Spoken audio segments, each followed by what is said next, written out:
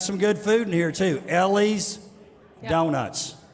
Ellie's Donuts. I had an Ellie's donut earlier, but I noticed my shirt got a little bit too tight, so I had to back off a little bit. Is that why you're not wearing the vest? That's exactly why I'm not wearing a vest.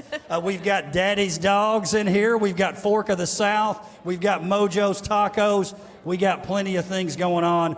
Tate, if you can't tell it, Coach Goodwin, I'm excited. Well, I was going to say, you started getting that hand going. I had flashbacks from the Franklin-Brentwood games. I didn't know a fist pump, a little air guitar was coming. Hey, hard to believe. I look over when you're talking and I see WILLCO's 23. And it's just hard to believe. It's hard to believe. 9 years, and it just keeps getting better and better. That just means we're getting older. That's right. Yeah. Maximus will be up here one day. Okay, well, thanks to you that are watching live stream and those of you who are here live. We're going to have some red carpet interviews. Our sideline reporters are back again this year. Tia Atkinson, McKinley Johnson, and Lydia Welburn. And also, a little addition this year, we've got some coach reporters. We do. Coach Mark Wilkins may or may not be up for an award tonight. Coach Jessica Mancini, the two-time flag football defensive coordinator champion. They will be amongst the people doing some reporting as well. So very excited about the interviews. Think we ought to get started? Let's do it. Let's go. Okay.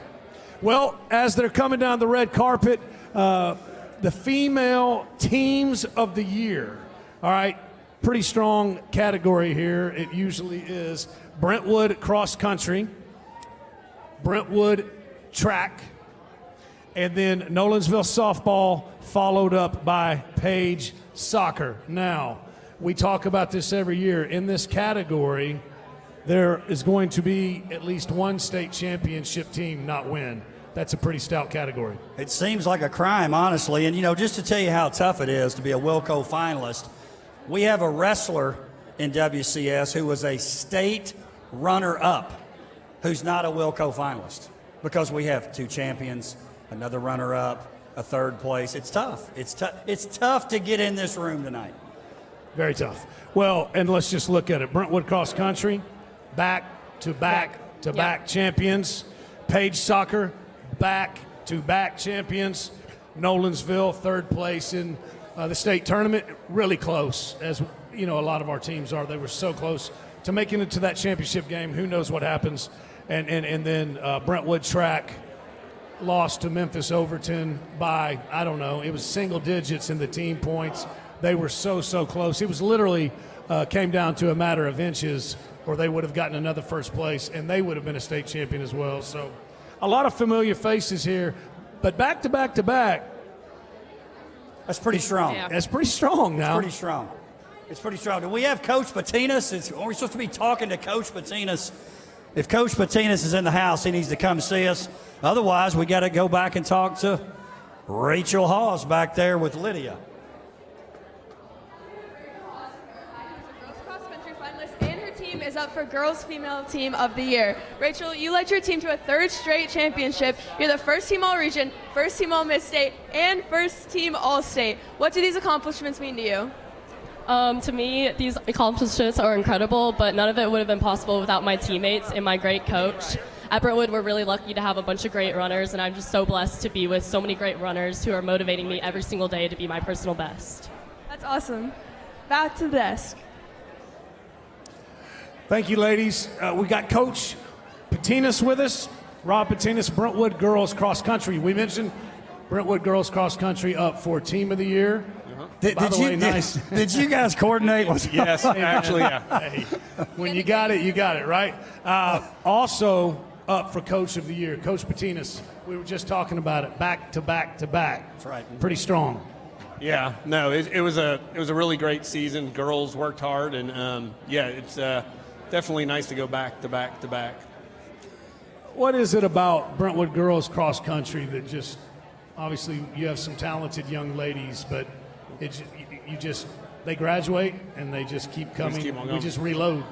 Yeah, I mean, I would say it's really the culture of the team. I mean, as the rising ninth graders come in, there's just an expectation that they're going to work hard and they're going to contribute, and they just work hard as a group.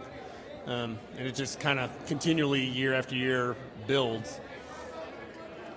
One other thing, Coach, I think I haven't seen this one before that I know of. Every runner on the team was named All-Region. Has that happened before? Not that I'm aware of. No. Hey, it happens at Brentwood High. It does, yeah. All right.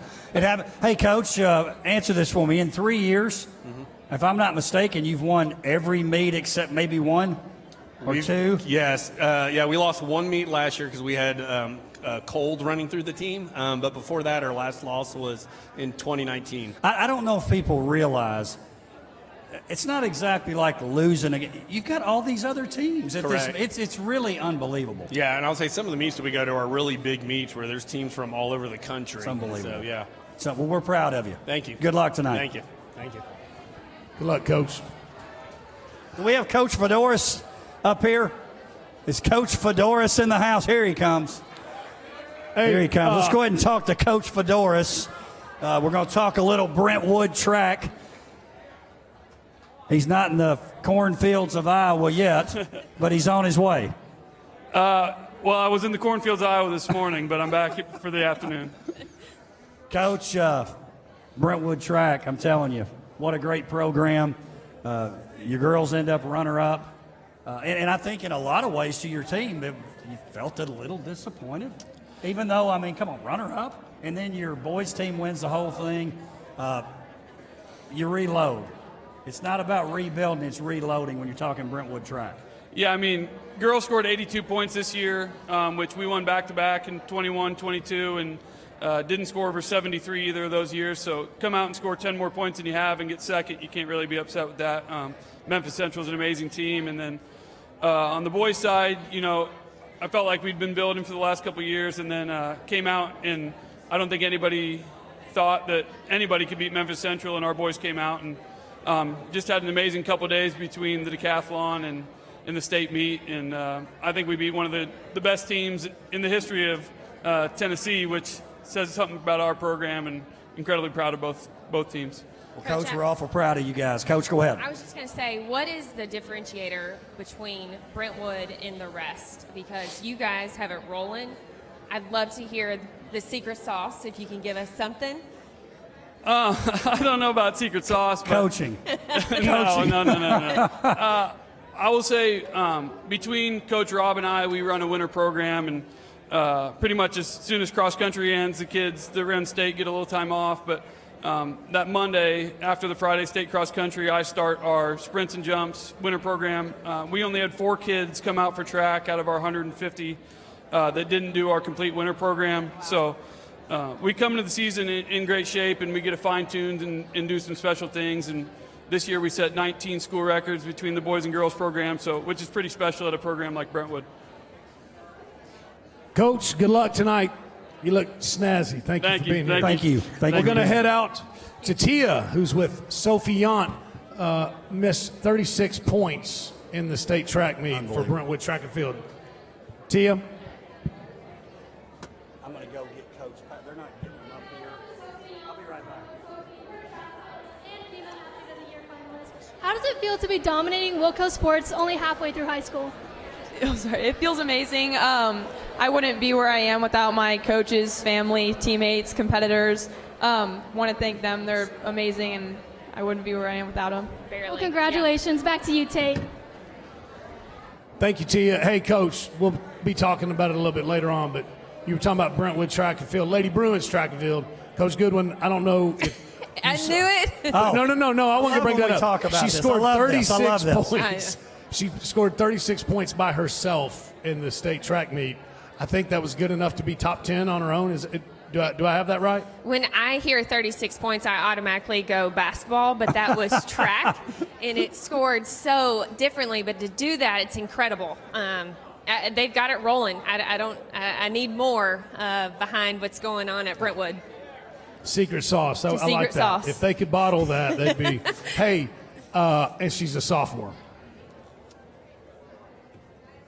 Well, And her what was her your tennis picture's game up like in when you were here. a sophomore? We're going to see her again. Her picture's up in here, which means she's one of the 8 Athletes of the Year nominees for females as a sophomore. We're looking for Coach Patton, Coach Luke Patton, Owensville softball. Tate, they had a great year. first trip to the state tournament. And what do they do in that first trip to the state tournament? They end up finishing third. Coach, come on up. Looking good tonight. Get in here in between us. I'm going to give you my mic. Here you go. All right. Thank you. Appreciate it. Coach Patton, first trip to the state tournament in 4A softball. Big deal. That was a very tough field. Third place finish.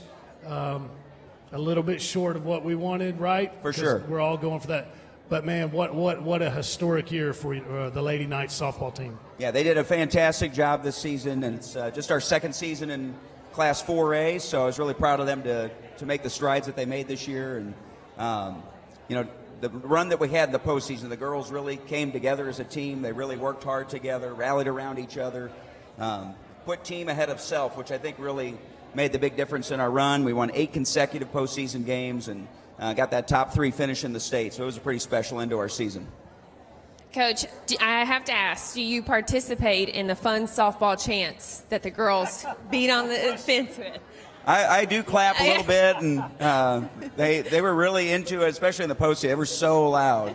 And then we had that big crowd at our home games in the region and the sectionals, and they got into it too. But yes, I do participate just a little bit.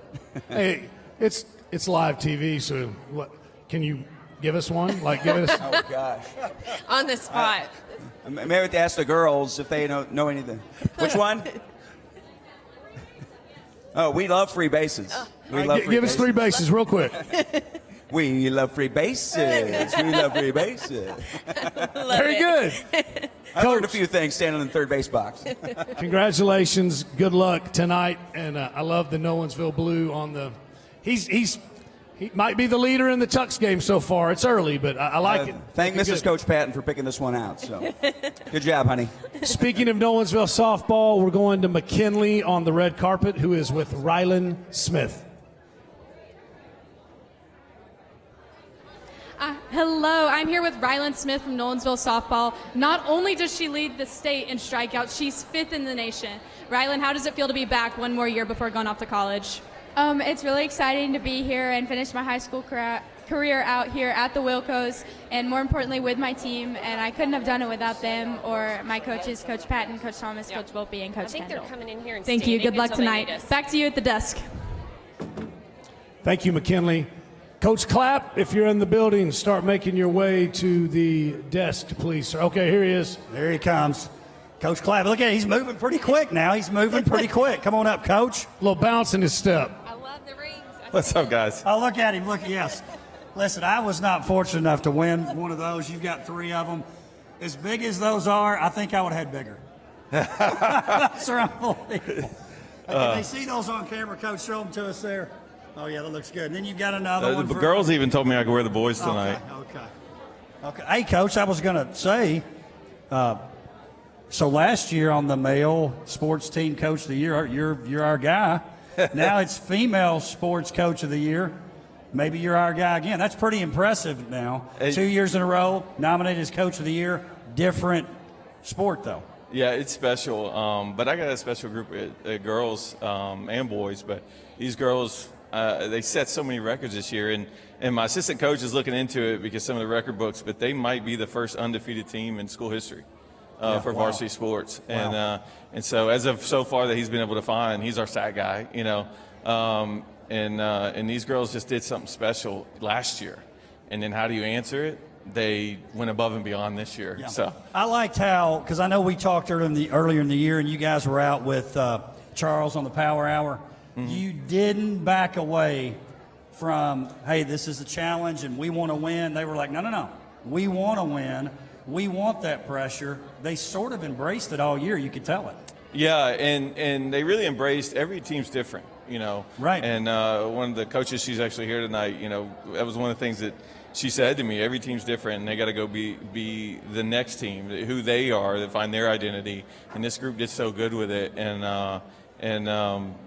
did just stepped into that role. Every senior was a leader on and off the field. They did a great job. Coach, proud of you guys, and I know you're proud of this young lady. She's back with Lydia on the red carpet, Abby Thornton. Oh, yeah. Lydia. Hi, I'm here with Abby Thornton from Page High, who is a girls soccer finalist, and her team is up for Female Team of the Year. Abby, year 2 of being nominated in this category. You're a back-to-back state champ, district MVP, and region MVP. What has been your biggest motivator during your senior season? I would say the pressure from my teammates and my parents to perform well is what pushed me to be the best version of myself this year. That's awesome. Good luck, and back to the desk. Okay, male teams of the year, male sports teams of the year. Brentwood soccer. I think everybody knows what they did. There's no booing at the Wilcos. There's no booing at the Wilcos. Brentwood track, Page track, and Independence boys basketball. We got Coach Mark Wilkins up here. Coach Joins, I think you probably need to ask the questions on this one. Coach Wilkins, we're so proud of you. We love that you're here in WCS. Hey, I'm excited about you being nominated for Coach of the Year. Very well deserving. You've got Tylen Lewis, Jet Montgomery, Players of the Year, Jet, Athlete of the Year. But I might be most excited about your role as reporter with Coach Jessica Manzini. I tell you, everything I've been nervous for, all the big games and big moments of the season. Tonight, here in a few minutes, it's going to top it all. So this is definitely a special event. We're very excited to be here. Coach, talk about this. You're one of those people that, because we talked about it before you came to WCS, you really embrace all of this. I know a lot of times people will say, gosh, it's a lot, and they want us to go here, and I got to cut practice short, and I've got to do a media day. It's right up your alley. Oh, and I think it's what makes it special to be here. I mean, I think it's, who wouldn't want to do this ultimately? I think it's celebrate these kids and dress up. And, it's just an awesome, makes you feel like you're a big part of a big program and a big school system. And so it's definitely a draw, and I look forward to it, and I know our kids do too. Tight. Coach, I got one question for you. Uh-oh. We're not in Medina anymore, are we? We are not. Definitely not. This is definitely a different stage, you could say. I don't know what that means. Look it up. Yeah. I'm glad you said it right. It's usually Medina. But, very excited to be here, and what a special moment. Williamson County special for sure. Good luck tonight, brother. Thank you. Thanks, Speaking Coach. of Independence men's basketball, Tia is on the red carpet with Jet Montgomery and Tylen Lewis. All right, I'm with Jet and Tylen from Independence Basketball. You guys both have so many athletic accolades and achievements. Which one has meant the most to you? Probably All-State this year, meant a lot, going to state with my team, so probably that one. Yeah, also All-State, just like all the effort put into my team and taking all the mornings, and yeah, it just led to being All-State. All right, well, good luck, you guys. Back to the desk. Thank you. Coach Mike Purcell is also another Coach of the Year candidate. Coach Purcell cannot be in attendance tonight, but as always, we're thinking about Coach Purcell. No doubt. Or Coach P, as everybody knows him. Great legend man. Gets thrown around too much, but not when we're talking about Coach P. He's a legend. He's a legend. Let's head on back out to Lydia, who is with Cooper Bailey and Thomas Fields of Brentwood Soccer. I'm here with Cooper Bailey and Thomas Fields from Brentwood High, who are both boys soccer finalists, and their team is also up for Male Team of the Year. Another awesome season for Brentwood soccer this year. A 25-0 record, another state championship, #1 in the nation. Walk me through the feeling of this past season and how it feels being back-to-back state champs. I mean, it feels great. It's been a dream of ours ever since we first came to Brentwood, and it's an awesome feeling.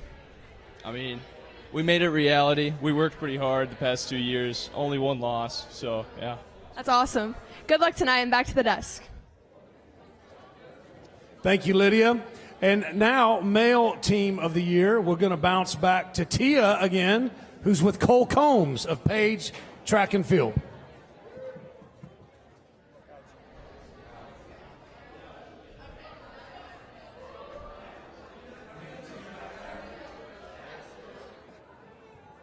Tia with All Coach. right, we're going to go back to the desk. Oh, we're back to the desk. Yes. Hey, Coach Rathbone. Curveball. Hey, so we're talking Coach of the Year nominees. We got Coach Charles Rathbone, very well deserved. State runner-up 2 years in a row, very impressive. Your team, it's interesting though, because you and I talk quite a bit. You felt some level of disappointment, but I think maybe 5 years ago you go, gosh, I'd take back-to-back trips to the state finals. But ultimately, when you get to that game, you're disappointed if you don't win. Yeah, you want to win them all, and we didn't win the last one. So, and the last one's what you remember. So, but hopefully it'll push us through the off season and motivate us to be better this year, and maybe go get one this year. Coach, and I know you're proud of Page High. When I think about Page High School, Tate, this is who I think about. Jackie Bennett and Charles Rathbone. I don't know the first person, so I'm gonna go with Coach. So I know you're proud. I see you on social media. I don't care what sport it is or what's going on. You got Lincoln Campbell out here for Media Student of the Year, and you're giving him props.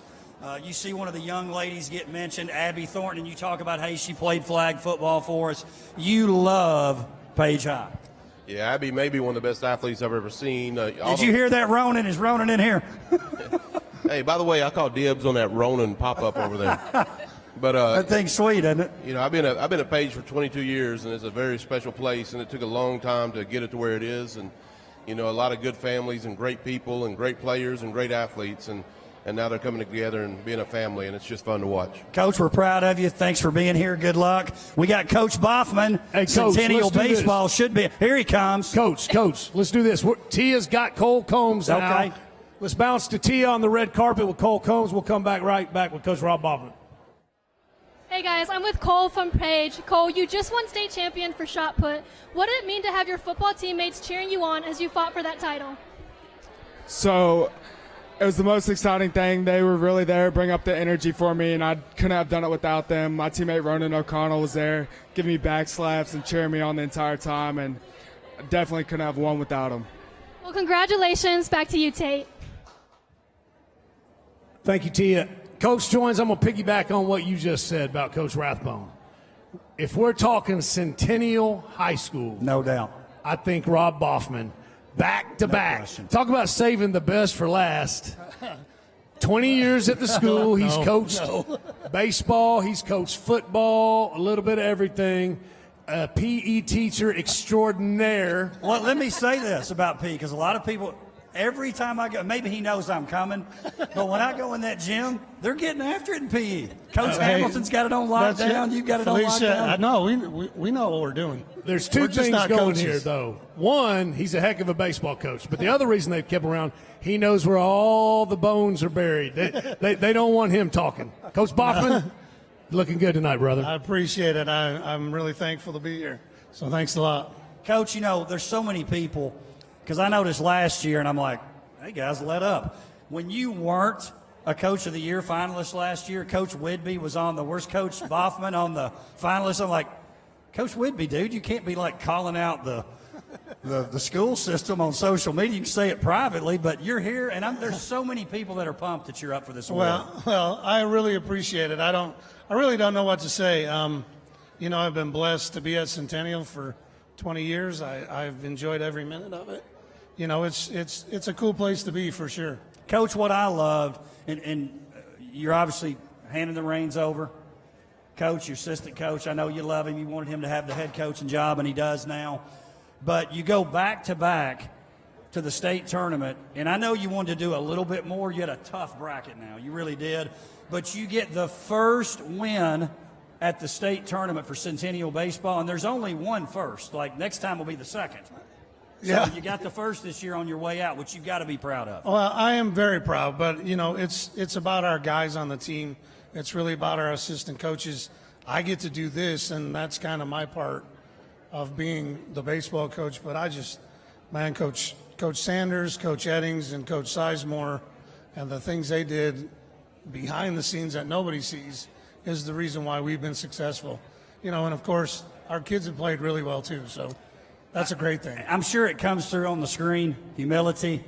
He loves the school. You know what I'm saying? It's just so authentic. And, Coach, now your job is you've got to go heckle and haze and razz the bowling coach at Centennial. For sure. And now it's my turn. Mrs. Coach Boffman. That's right. Yeah, the real Coach Boffman for sure. You know, we were talking at the banquet. She's kind of like, she's the head coach of our baseball program too. No, now they get to see the real Coach Boffman. It'll be my chance to ask her why she did that and how come they threw that gutter ball or whatever. I don't know what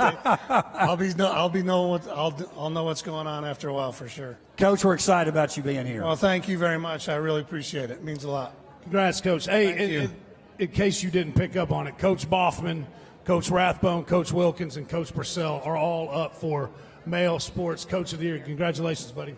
All right, we're going to go back to the red carpet with McKinley, who's with Aiden Carter and Hudson Elaine of Brentwood Boys Track and Field. Thanks, Tate. I'm here with Aiden Carter, state champion in the decathlon, and Hudson Elaine, the 400-meter dash state champion, both from Brentwood Boys Track, both nominated for finalists. Aiden, you're up for Male Track Athlete of the Year and Athlete of the Year. Brentwood Boys Track's here, Brentwood Girls Track's here. How does it feel to be nominated with your whole team? Yeah, I think it's really cool. I think it's a cool honor to just be able to get recognized, and I think we all put in so much hard work, so it's really cool that we're all just here together. So, yeah, it's a great opportunity for all of us, and I'm super excited about it. All right, thank you. Best of luck to both of you. Back to y'all at the desk. Thank you, McKinley. Okay, Female Athletes of the Year, Coach Goodwin. Gabrielle Boulay of Centennial, Ryland Smith, Nolensville, Claire Stegall, Nolensville, and Sophie Yant, Brentwood.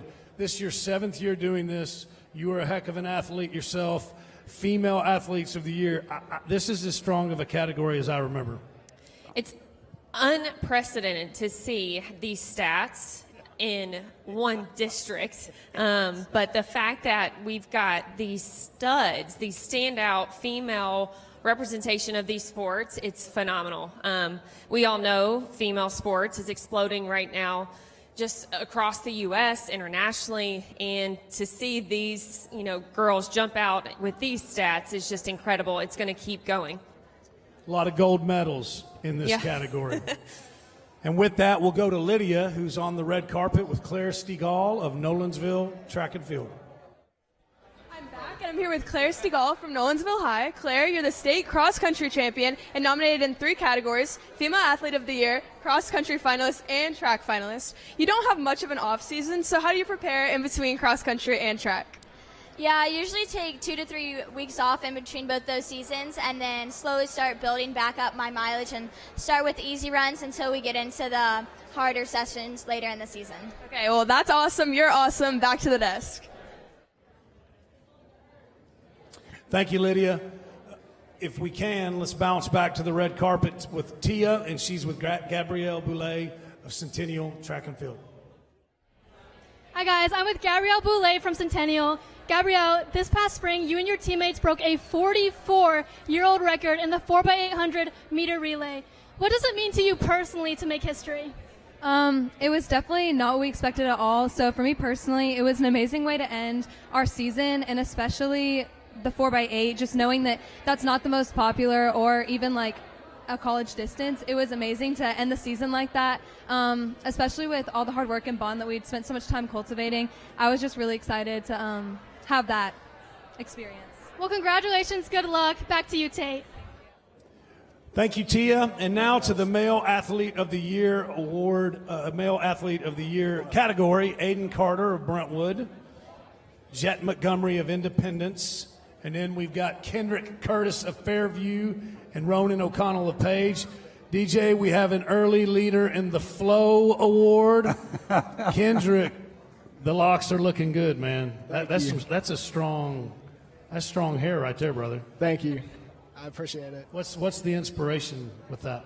I mean, everyone was doing it for a little bit. AC Slater, everyone always compares me to him, so I guess a little bit of that. Saved by the Bell, for those that Saved by the Bell. That's strong. Yeah. Fairview Yellow Jacket. Yes, sir. What does that mean to you? Oh, my goodness. It means so much. I mean, we have such a good culture at our school, in our sport especially. I'm really happy to represent my school today. I forgot my question. Sorry. Okay, so football, wrestling, multi-sport. We're big multi-sport guys. How do you think that, and probably the same question can go to you too, how do you think that has helped you become the best athlete that you can become, that you have? It always, it always keeps you in shape. They're two different sports. It's kind of individual for wrestling and team. They really complement each other really well. Keep me in shape, get me stronger. Just hone all the skills and characteristics I need. Have you two ever gotten on a mat together? No, we haven't. Take down, let him up, take him down, let him up. Well, hey, good luck tonight. Thank you. Big Row? What's up? Football, wrestling, track. Is there some bowling in there? Any sport you don't do? I dabble in some bowling. Yeah, I dabble. Talk about the back-to-back Clinic Bowl runner-up finishes with the Page Patriots. I know you're very proud of those. Yeah, this is great. Great to be a part of those teams. Just a good family on that team, and it's just a monumental thing for Page High School. Go down in the history books. So, yeah, I mean, great to be a part of that. Well, Coach Joins has got a question for you. Before I'm done, I want to let you know I like the red bow tie. The only thing you would look better in is a lighter shade of orange. Hey, so I saw Rona. We were getting our tuxes. They didn't get ours mixed up, the look and the sizes. But I was wondering why, the University of Kentucky wasn't on his list. They're not. But I want to ask you what Tate also talked about with Kendrick. I love the multi-sport deal. So runner-up in wrestling, obviously your football accolades, and then when you get a chance every once in a while, you do a little track and field, which I think is awesome, man. It's really great. Yeah, I mean, it's really good to be in a sport all year, Wrestling, I got into my sophomore year. Just really helped my conditioning, just mental toughness on the football field. And just throughout life, it's just taught me a lot of life lessons. And these guys were asking Tate before. I told them about it, and they said, we were just thinking that. The cutouts, the athletes of the year, we got the cutouts around the room. If you're one of those athletes of the year, when the night's over, you take the cutout home. Good luck getting it in your car, though. That's pretty big. They got to take a picture next to it and tweet it, though, right? They definitely have to do that. Hey, Tate, I'm excited about this next segment. Coach Mancini and Coach Wilkins, we don't know what they've got going on over there, but let's throw it to them. Good job. Hey guys, normally we are interviewing the players. This year we've decided to get the parents involved. I've got two dads here. Their boys play on the Independence boys basketball team. Guys, I just want to hear from you. We know how the boys felt about this season, but how did you feel about the season for them in their last 4 years with Independence? Yeah, the last 4 years have just been absolutely unbelievable. The boys just been so excited the whole time. A lot of the seniors talk about the brotherhood and the camaraderie, which is so unique within the team. And my son's always talking about the coaching and how well they're coached, and they just absolutely love their teammates. And to make it to state and make a runner-up in school history is just an unbelievable experience. It was truly a magical way to end his senior year, going undefeated in the district, winning the region, making it all the way to state championship game. Couldn't have scripted a better ending to the senior season. And shout out to Coach Wilkins for getting them there as well, yes. 2 years ago when Coach came on staff, it was truly a blessing, and he has definitely helped us get to where we are today. Perfect. Thank you, guys. Thank you. Girls cross country. Sophia Boutros Page, Rachel Hawes Brentwood, Larkin Johnson Centennial, Claire Stegall Nolensville. And with that, we'll head to the red carpet with McKinley, who's with Sophia Boutros, and Larkin Johnson. Ready? Okay. Hello, I'm here with Sophia Boutros of Page. She finished third overall at the AA State Championship, and I'm here with Larkin Johnson from Centennial, who finished third overall at the state championship. And ladies, tell me your favorite place to run. Okay, my favorite place to run is probably the Greenway because it's a really long path, it's really pretty, and it's really shaded, and yeah. My favorite place to run is probably Crockett Park because it's flat, it's shaded, and it's pretty in the morning, and it's fun to do with your teammates. Great spots to run. Back to y'all at the desk. Boys cross country, Parker Harris, Franklin, Asher Oates, Independence, Robert Patinas. Don't call me Rob. Don't call me Coach Rob. Brentwood and Keller Vaughn. Brentwood, Coach Goodwin. My favorite cross country coach. Every year. You would have been a better cross country coach time. with these guys. Robert Keller, I don't listen to me. I'm not the expert. I coached cross country 1 year, and they coached me more than I coached them. Like, you guys, it's impressive looking at these stats, what you've been able to accomplish, and here we are, Brentwood again. What makes it so special? What are you guys doing? Again, we talked to your coach about the secret sauce. give us something that's happening behind the scenes. I think definitely our team having a lot of runners running the same pace helps us a lot. The culture of the team definitely pushes us to be a little bit better. So, yeah, I think that's mostly it. I think we have a great work ethic. And, yeah.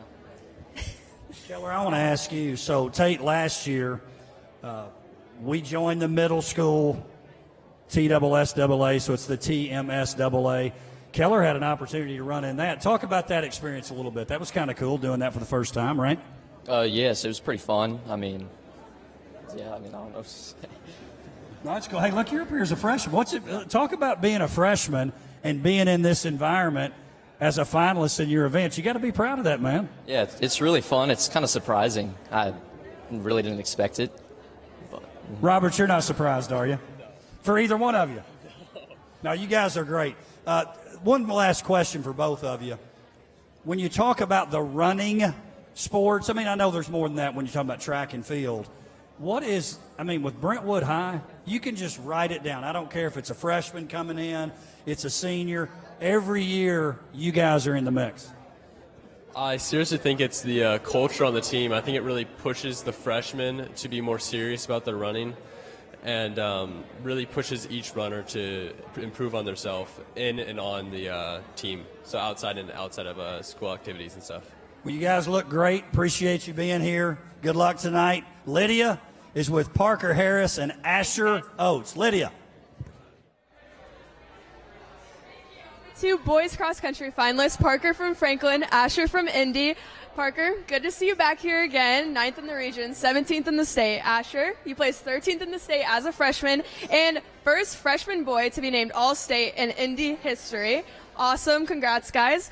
What's your secret to staying mentally strong during races? I feel like just taking the race like one step at a time and just focusing on the person in front of us and just kind of just chasing them. I feel like that really helps. Yeah, I would say chasing after that goal, which is definitely a PR, and focusing on the people in front of you. Awesome. Back to the desk. And now, back to our coach reporters. I love the coach reporters. The coach, I like the title of it too, or They're the doing name great. of it. Coach Jessica Mancini and Coach Mark Wilkins. Hey guys, we're here with Coach Ridley from Centennial High School. He's here representing Gabrielle Boulay as she is up for Female Athlete of the Year. Coach Ridley, what is it like to have the great success you had? And also, you coach 3 sports at Centennial. We speak about that. Yeah, I coach football, basketball, and track. It's very tiring but very rewarding. The success we had this year as a girls unit is amazing, breaking that 44-year-old record. Also, Gabrielle becoming, back-to-back Open 800 champion and winning the 4x8. Just a great season and so rewarding. We appreciate all you do, Coach. Back to you guys. Thank you, Coach Wilkins. Hey, state record 4x800 team. Good. Coach Ridley there, Coach Joins. Do you think, Coach, no offense, but I don't think he could get there that quick. I think Coach Belay was coaching him. Hey, we're talking about golf next. You know I love golf. That's right. Tate's new to the game of golf, by the way, We Coach love Goodwin. golf now. He gets frustrated sometimes, but he's a great athlete. If he'll just keep at it, he can get it done. Putter. He plays on a great course. Yes. He plays on a great course, the Skyview Country Club. Yes. You have to be a member to get on. The How dress many code's a little mulligans tough. is Tate taking, though? How many mulligans are you giving yourself? Well, it depends on how many the tournament will let you purchase. Yeah, okay. And that's how many. Hey, enough about our golf games. Let's go out to Tia with Brooke Brummett of Brentwood, Hannah Ruth Walton, Ravenwood. I'm with golf finalist Hannah Ruth from Ravenwood. Congratulations on your nomination and on graduation. What's next for you this fall? Thank you. Yeah, so this fall I plan to play for Freed-Hardeman University in Henderson, Tennessee, and I plan to major in kinesiology to go into physical therapy. Well, congratulations. Back to you, Tate. Listen, we're back here now with our male golf finalists. And I told Tate, usually Tate takes it back, but go Big Blue. Yes, go sir. Big Blue. Hey, University of Kentucky golfer next year. We're proud of you, Michael Hake. Glad you're here. Glad you're going to Kentucky. Talk about being a finalist here before you go off to college. I'm just really grateful. There's so many great athletes here, and just being in this company is really great. And I'm just excited to be here. Hey, something most people don't know about Michael. Talk about this just a second. You're part of that EIC program where you come up with your own product, and you come up with like a putting aid or something. Talk about that a little bit. Yeah, we did. We created a putting aid that actually has a sound to see when you're hitting your putts offline. And so we were actually really successful this year, so it was great. It's pretty cool. How about Miss Joynes? She doing a good job out there? Oh, yeah, okay, she's great. Good. Grant Clark, Paige, and you guys are competitors now. Yes, sir, absolutely. Hey, please refer to him as Mr. School Record Grant Clark, if you don't mind. You know, I like nicknames, but you don't have to call me that. You can just call me Mr. Clark. Well, I was asking what you're most proud of. I said, what are you most proud of? Your 3 pars at the Grove? He said, heck no. That wasn't it? No, I got to say, if I'm only making 3 pars, I hope it's paired with plenty of birdies. You know, if it's a, let's say, 14 par day, I'm very happy. You know, maybe made 1 bogey, couple of birdies. I like having a lot of pars, to be honest with you. I think you might have found your future replacement. I was getting ready to say, Grant, I don't know what you're doing this time next year, but you can take my spot up here on the table. Hey, good luck to you guys. We're certainly proud of you. Obviously, golf, very strong sport for us here in WCS. Let's go out to McKinley to talk to 2 more boys golf finalists. Thanks, Joynes. I'm here with Will Pinson of Franklin, who's district champion. I'm here with Jacob Purifoy, who made it all the way to the state tournament. Now, boys, tell me, favorite tee time? I love a good afternoon time, you know, around 3 or 4 o'clock. Watch the sun go down into finishing. Couldn't ask for anything better. I just like to wake up, go play around 9 or 10 a.m. Both great times. Back to y'all at the desk. Thank you, ladies. Volleyball. We know a little bit something about volleyball in Williamson County, don't we? Now, we do. I didn't know if we were going to check out our coach reporters first, but I didn't know if that was coming. Oh, I apologize. Let's go to the coach reporters first. Is this already on? Yep. Oh. Hey, guys, I've got Gabby and Riley Kate here from Page Soccer. Ladies, the last 2 years have been phenomenal for you, so talk to me a little bit about winning state back-to-back and what the last 4 years have meant to you. The last 4 years to me have meant everything. I've loved the sport. I've played it for as long as I can remember.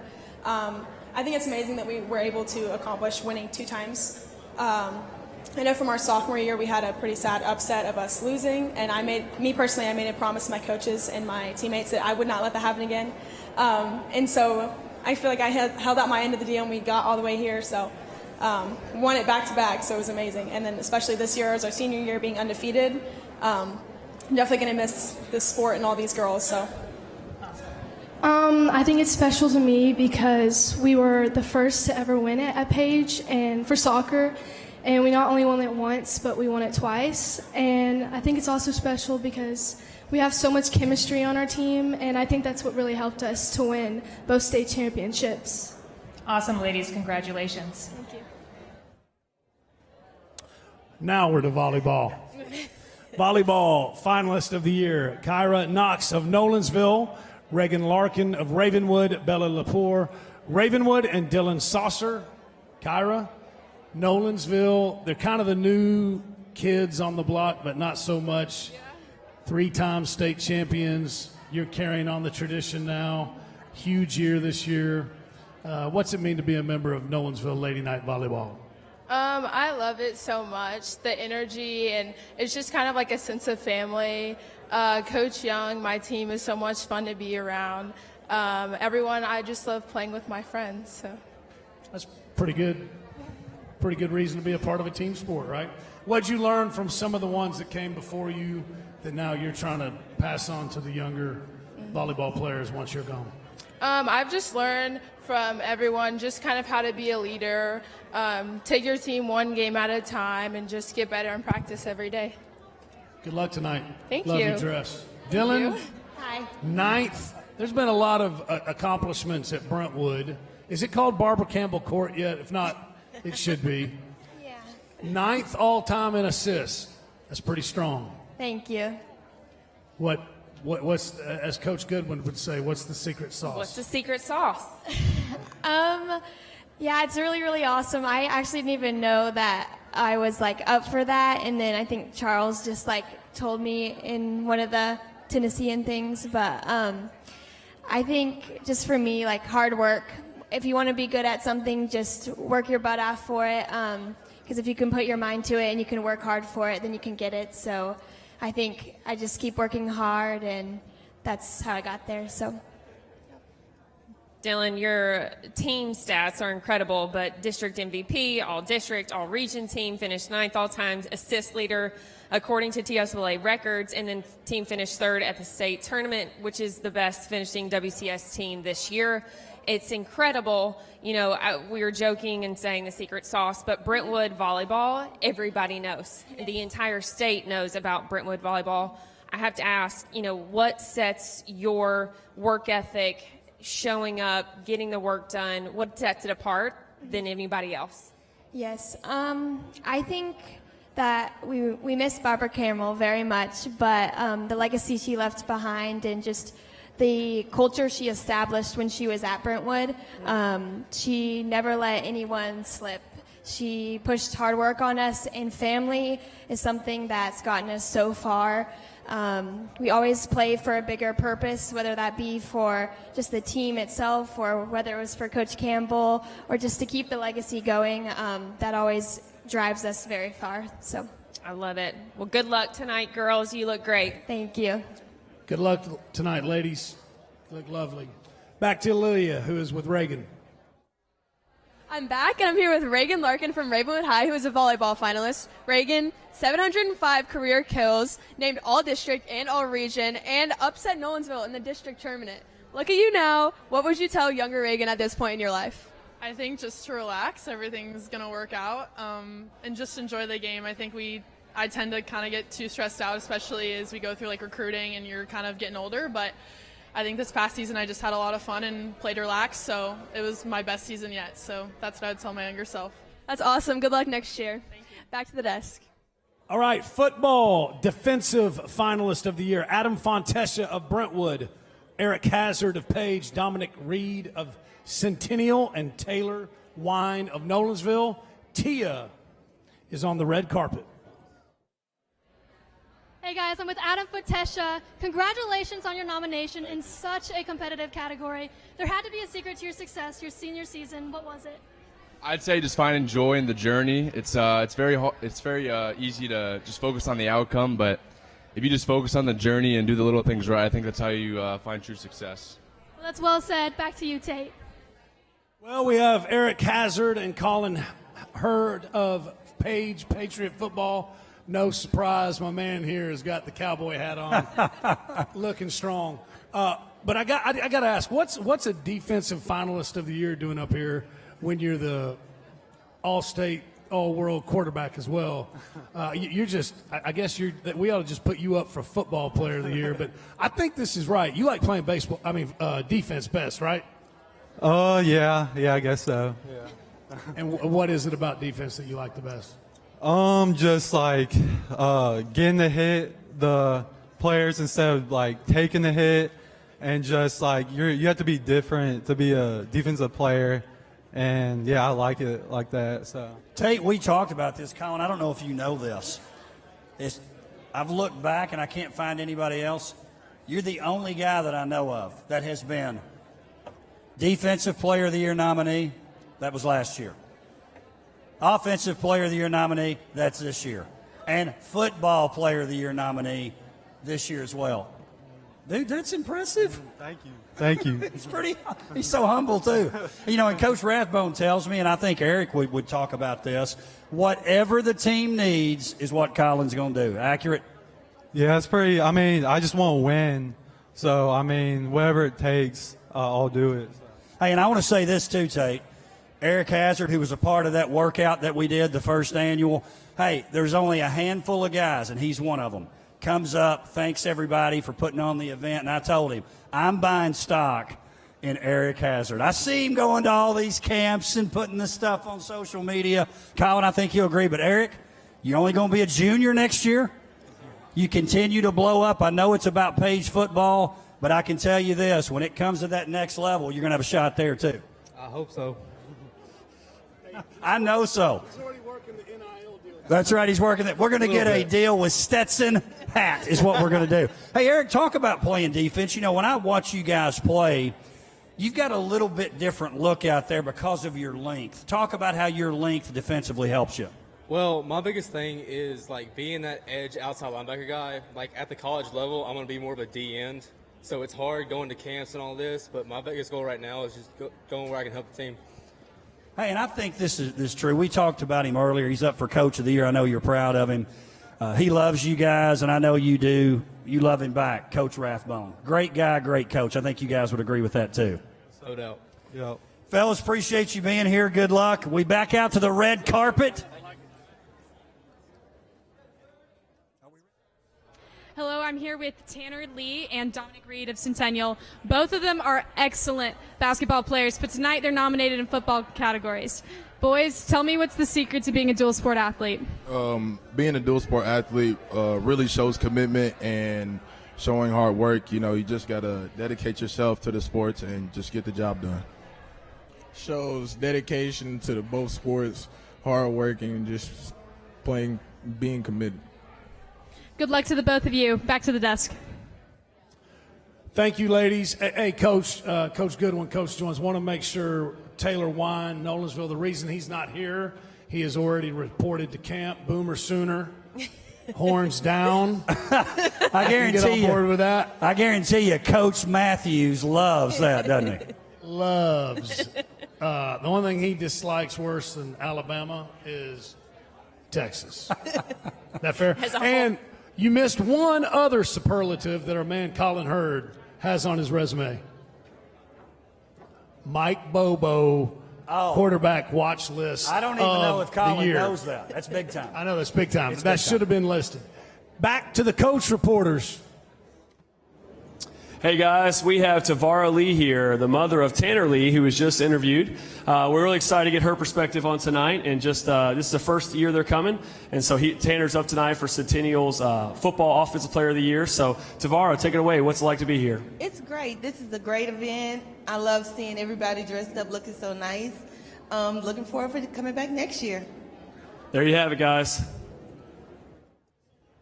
All right, girls soccer player of the year, Avery Brown of Franklin, Bella Macasso of Ravenwood, Maddie Patelski of Nolensville, and Abby Thornton of Page. We've got Maddie Patelski of Nolensville, Bella Macasso of Ravenwood. All right, ladies, talk about this category. Pretty strong. It's kind of like volleyball. I think just making it it is. as a finalist in this category is a big deal. Thoughts on that? For sure, yeah. There's a lot of talented girls in this group, and we've all played against each other, with each other, and I think really any one of us can win, and it's just an honor just to be nominated. What was the highlight of the season for you? Just enjoying like my senior year, like last time playing with my team and like with all my teammates. It just was really fun to play, no matter we won or lost, like we were doing it together. And Bella also up for the Flag Football Player of the Year. It's the first time we're having that. I'll be bringing that up later, but go ahead. She's a defensive specialist, made a big play there in that championship game. Talk about playing flag. Wasn't that great? Playing for Coach Hester and Coach Mancini. Talk about that. Yes, I loved flag football. Having the option to play these past 2 years was so great, and trying a new sport. Went into it last year not knowing really anything about it, and being able to win state back-to-back was so fun and everything. Okay, it's awesome. Well, I got to add, I was going to bring it up later. The pick six you had in the championship game. Yes. Did Coach Hester, Coach Mancini, did anybody ever teach you the term OSCE? No. Okay, well, you're supposed to yell it when you get an interception. But we watched a lot of football games in WCS. She passed ball, broke on the ball, OSCE better than any of the men I've ever seen, and then she took it to the house. I'm telling you, it was the highlight of the year for me. Hey, let's talk about this. So we got Maddie Podolsky here. She won this particular category last year. So, Maddie, as I look at your accolades, they're all great, but then one really stands out. I see All-State. I see Region MVP, District MVP. Those are all great. I see scored the first goal for the USA in France versus France. We have us a U.S. national team. Maddie, that's a big deal. I know, yeah. Yeah, it's really exciting. Can I get some gear? I mean, that's so awesome that you're a part. Talk about being part of that. I mean, it's such an honor just to be included with all those great players and just like learning. Yeah. Because, I mean, that's just where you learn was with the best. And it's really helped me grow as a player. And I hope I continue to keep, making it back, So. Well, and I'll tell you this too, Maddie, because I remember this happened. In the tournament, I think it was our friends at Station Camp. They tried to schedule the game. No, we can't play at a certain time because she's off playing against France. Like, give her a break. Let her come. That's really cool. It really is. We're proud of you. We're proud of both of you. And again, just think about Coach Joins to get me some gear from the U.S. national team. Tate, who we got next? Let's go to Lydia, who's with Avery Brown. Okay, so I'm here with one of the most talented people I know, Avery Brown from Franklin High School, who's a girls soccer finalist. Avery, you're the 2022 District Player of the Year, named 3-time All-District, 2-time All-State, and 2022 All-South, and one of my good friends. What has been the biggest lesson you have learned through your high school career that you will carry with you when you play at Ole Miss? I would probably say playing on a team throughout all these years, the biggest thing is leaning on my teammates throughout adversity is just the biggest thing to help me get through hard times, and I'll definitely be taking that throughout college and past it. That's awesome. I'll miss you. Good luck tonight. Back to the desk. Thank you, Lydia. And now, girls basketball and boys basketball finalist of the year, Braylee Bushman, Paige, Quinn Johnston of Summit, Ella Ryan, Brentwood, Leilani Washington of Nolensville on the ladies' side, and then on the boys' side, Daniel Cochran of Brentwood, Nathan Dillingham, Fairview, Tylen Lewis of Independence, and Jet Montgomery of Independence. And with that, we'll go to the red carpet with McKinley, who's with Quinn Johnston and Leilani Washington. Thank you. I'm here with Quinn Johnston, my sister, who is in the state record book for having the most threes in the season from Summit High School. And I'm here with Leilani Washington, who is district MVP as a sophomore. So, girls, tell me, how has your family supported you through all of this? Well, a lot of my family always comes to the game, so it's always nice to see familiar faces in the crowds. My family is always so supportive of me and encouraging me to be the best player I can be. Yes, we are. Thank you, and back to the desk. Thank you, ladies. Ella Ryan, Brentwood. Watched you play. I like your game. Pedal to the metal. I got a question. What do you like doing the best? Shooting? Because you're really good at it, and I think that if I were you, that's what I would like the best. You ever met a shot you didn't like? Honestly, I like to do everything. I like to grow my game. That's what I've been working on. So I don't have a preference. Just I like to do everything. I'm all around. Your stat line, your stat sheet reflects that. I was just looking at that. We've got 17.3 points per game. 3 rebounds per game, blocks per game, awards, 11, all-region team, all-district team, all-region MVP, Main Street Prep, second team Tennessee and Mid-State, second team. I will say this, I know your sister, Sydney, she never met a shot she didn't like or hit. She was a thorn in my side, but I love watching you all perform every single night, show up. Tell me, at home, what's the work ethic like? Because it's genetic, it has to be. So how does that look behind the scenes? It's all about consistency and competing. Me and my sister, we're really close, but we're big competitors when it comes to being on the floor. Sure. So we're just always out there constantly competing with each other to get better and staying consistent throughout weeks and months and years. So that's definitely paid off. It's incredible. Braylee, I noticed that you are headed to Trevecca. Yes, ma'am. I'm so excited. So I played basketball at Freed Hardman. I had many a nights in Trevecca's gym, whether it was good, bad, or ugly. But I'm so excited for you. Tell me about kind of your outlook going into this next phase, what you've built at Page, how that's going to carry over playing college ball. So I feel like me and my teammates have just worked really hard, and I'm really excited to go play at Trevecca. I also have my past teammate Lily Woken playing at Trevecca, so I'm really excited to play with her. we both work really hard and love playing against each other. So just being at home and in Nashville, I think it's going to be great, and I can't wait. That was another one that was a thorn in my side. Oh, Lily. But you, both of you girls have just incredible stats across the board. You've done so much for the women's game. Excited to see you excel, of course, in the next level, but good luck tonight. You both look phenomenal. Thank you so I much. love the coordinating here. Yeah, we got the did that. Good luck, ladies. And ladies, Coach Goodwin never met a shot that she didn't like either. It's probably true. Don't let her fool you. We're going back to Tia on the red carpet, who's with Daniel Cochran and Nathan Dillingham. I've got Daniel Cochran and Nathan Dillingham. They're boys basketball finalists, if you couldn't tell by the height difference. Anyways, you guys both had huge seasons this year. No doubt that you had to fuel up. What's your go-to meal before a game? I'll usually just go with a sandwich and a Gatorade or an energy drink. A nice little PB&J. Those are solid choices. Back to you, Tate. Girls and boys finalists, you like those? I think we got it right again this year, don't you? You Yes. comfortable with those? Yes. You're the basketball coaches. A little bit, yeah. Could you all have won some games with those 8? Yes. Super squad. Merge them I all like it. together. Yes. Shoot it. Shoot it, Ella. Shoot it, Braylon. Shoot it, Nathan. Shoot it, Daniel. They would have You loved don't have to playing. draw anything up. Just They really roll are. out a ball. I'm going to be getting some Gatorade down here, pumping fists. Feet propped up. They would have loved being a part of the three-point balloon. I mean, we need to bring that back. Girls and boys wrestling finalists: Riley Bennett of Summit, Sydney Heiser of Franklin, Riley Lent of Independence, Brooklyn Long, Independence on the boys' side, Kendrick Curtis of Fairview, Landon DeSalle, Summit, Jarvis Little, Summit, and Trey McTorrey of Nolensville. We'll head out to, I believe Lydia's got Riley Bennett and Brooklyn Long on the red carpet. Thank you. So we know wrestling is a so hard district in Williamson County. And I'm here with Riley Bennett and Brooklyn Long. Y'all are awesome, but I hate to mention it. You two are competitors. Brooklyn, second at state. Riley, fifth at state. But what's the emotion you have on the mat?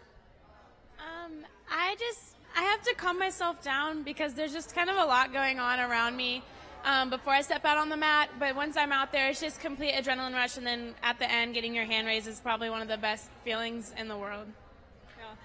Definitely before the same thing, I get a little too excited, but once I get on the mat, I definitely am just focused and just focusing on what's in front of me. That's awesome. Good luck tonight, and back to the desk. Here we go. Trey's awesome too, isn't he? He's so great. All right, come on up, fellas. Jarvis, you go. Match. So all I do is run a few laps, maybe stretch a little bit, listen to some music, and that's all. That's all I need. That's all you need. All right, back to you, Tate. I'm just going to say injury. Well, boys wrestling, we're here with the two-time, right? Two-time state champion, Jarvis Little. Jarvis won. He's in the mix for best swag of the night. Both Well, these I guys mean, are. look at Landon. Do I? I said, look at Landon. I said both of them are. Oh, without but a doubt. Yeah. he's partial because you kind of match him. Summit, right? He's got the Summit colors on. Two-time state champ, man. State champ. I think more than any sport, when you say you're the state champ in wrestling, that's something to be really proud of. Look like you've been on. Have you been on the mat lately? Yeah, it looks like he was on the mat earlier today. But talk about getting back to the state tournament and getting another one, and just how proud you are of your accomplishment. I'm extremely proud of my accomplishment. I'd like to thank my parents and all my coaches for helping me and supporting me throughout all this process. I'm really grateful to have 2 state championships. It'd be nice to get 3, but never complacent. Do you two ever practice together on the mat? Yes, sir. Yeah. What? Does he make you better? All the time, especially Landon. Great practice partner. Tate, everybody knows that I've been on that Fairview wrestling train for a long time. I was the first one to hop aboard. We've been on the Summit train. You've been on, and I'm telling you right now, and it's a matter of time, Landon, I think you'll agree. You guys get to the semifinals and the duels and the winner's bracket. You finish runner-up as a team in the traditional state tournament. Coach Miller and I have talked about this. I love Summit wrestling too. It's only a matter of time Now, you guys obviously got your individual titles. Summit Wrestling is going to get a team state title, Landon. Do you agree? Absolutely. Next year. I love it. Hey, here's the other thing with Landon. I know HIPAA, FERPA, all these rules where I can't say things. But I'm going to tell you right now, and I knew about this early in the year. Landon wins a state title. You had a pretty major injury you had to deal with, and I noticed you were kind of wrestling side saddle. No, dude, I cannot believe he wins a state title and had an injury that I'm telling you would have people laid up in bed. It was impressive, man. Talk about that. It definitely wasn't easy when the doctor told me that he suggested surgery on my ACL immediately. But I knew I had a state title to win, and I had to go out there and get it. Wrestling's different. You guys are built a little bit different. We're proud of y'all. We're excited that you're here tonight. Looking forward to watching you wrestling again next year, too. Great job, fellas. Out to Coach Mancini and Coach Wilkins. Hey guys, I got Maddie Podolski's dad here.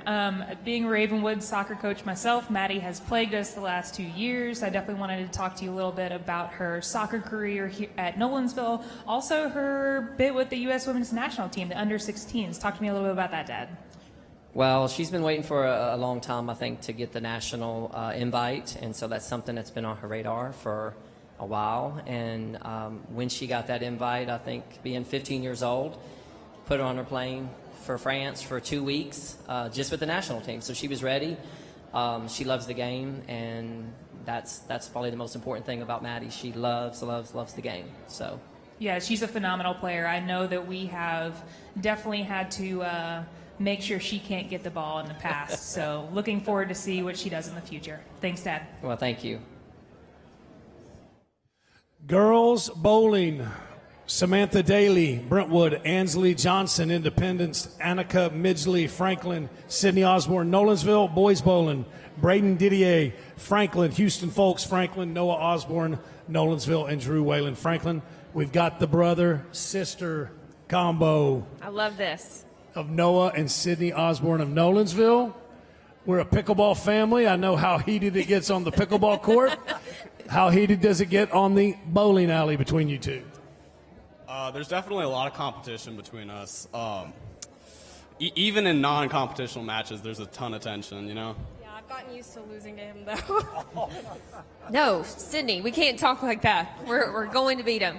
How is the dynamic at home? I mean, does it carry over into the school, or is it just constant trash talking at home? I mean, what does it look like, again, behind the scenes? Not really. We're super close, actually. I mean, I drive him everywhere. So I get chauffeured every time to every bowling so you match. have to be nice. Oh, yeah. Yeah. Okay. I can be a little mean on the bowling alley, but as soon as it hits the car, I have to be real nice. And you're controlling the radio, right? Yes, Sitting, of course. Yeah, of course. No, it's incredible, some of these stats. I'll just share. High score, Sydney, 195. TSAA individual qualifier, finished 43rd. 158 season average. I don't know, Tate, when the last time I hit 100 in bowling. Just 100. But, you know, that's neither here or there. Noah, it's incredible. High score, 255. I don't know Yeah, how that's there's possible. no room for error. Unless I have one of those bumpers. It's just not and happening. still not getting a 255. He asked me that the other day. At what age did y'all decide bowling? I'm going to make a good run at this. I'm sorry? What age did you start? Oh, I started when I was 13, I think. I did it. I started my freshman year of high school, and I've done it every year since. And I started, because she started bowling, I was just in the bowling alley every single day. I eventually learned just to pick it up, and I've started since about 6th grade. So I've been bowling ever since. Well, good luck. Thank I you. love it. We got the Osmonds, and now we got the Osborns. We'll bounce to McKinley with Ashley Johnson and Sam Daly on the red carpet.